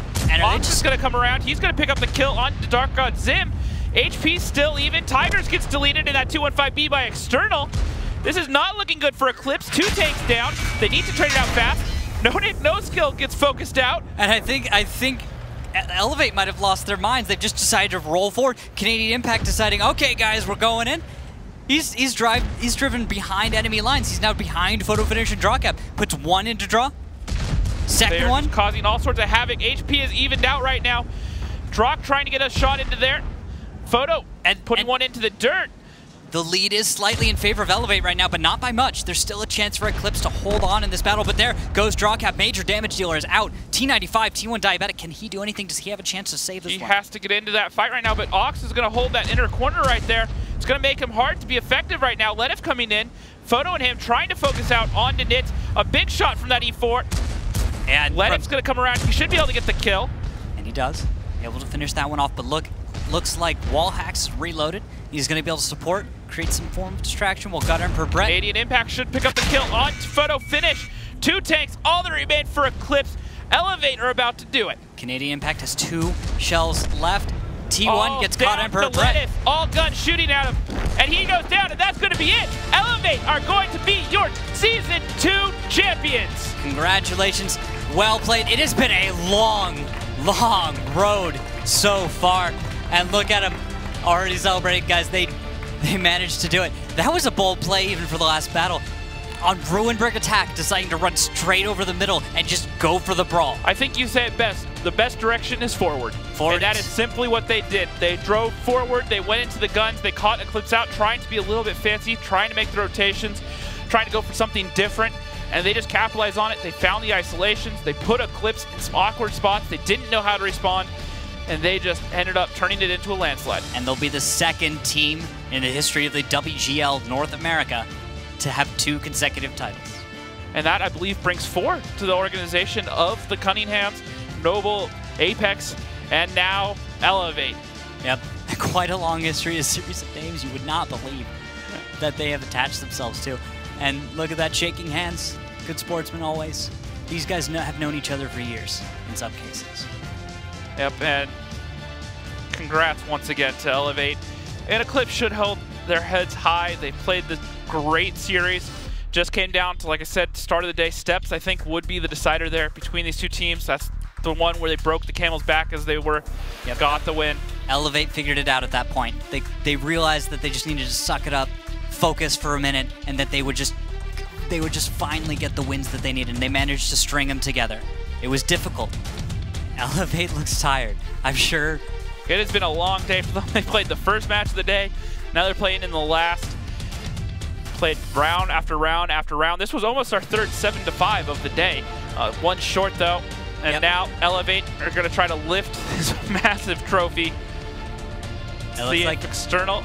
They're all there. He's got it. They can do it. It's all about teamwork. Let's see if they raise this thing. And there it goes. Taking a look at some of those final plays one more time, guys. These are the last moments of the match as they raise the trophy. You can hear everyone clapping for them. You can see what that means to a lot of them. Some of them, this is their 4th title. For others, it's their 1st. But Oxy's been eyeballing that trophy for a long time. Same with Wallhacks, and it's finally theirs. Everyone's inspecting the tank as well. They're like, oh, is this accurate? Yeah, it looks like it's got the proper number of... Deciding who gets to take that bad boy home with them. I don't know if... Do you have to check that at the airport? Yeah, I'd imagine you just mail it home instead of trying to take it through security. And now, Josh is going to join the winners on stage, Elevate.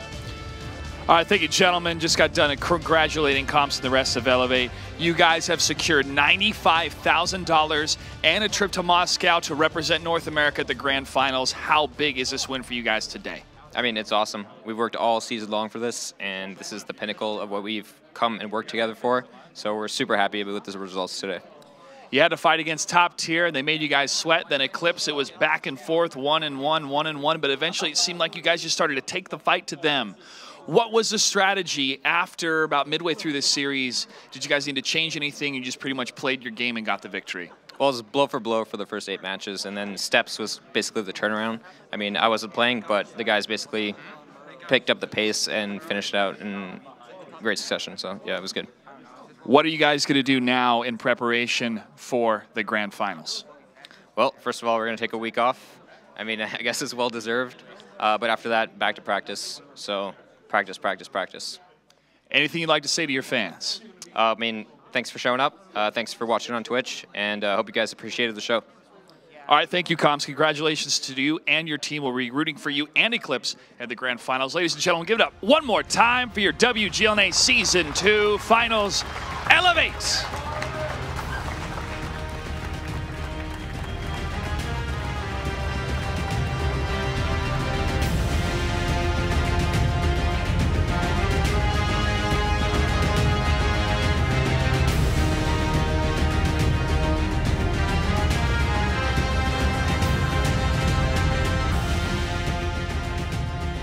Rocks, it's been an absolute pleasure. What a day it has been. In that last game, we didn't even get to it.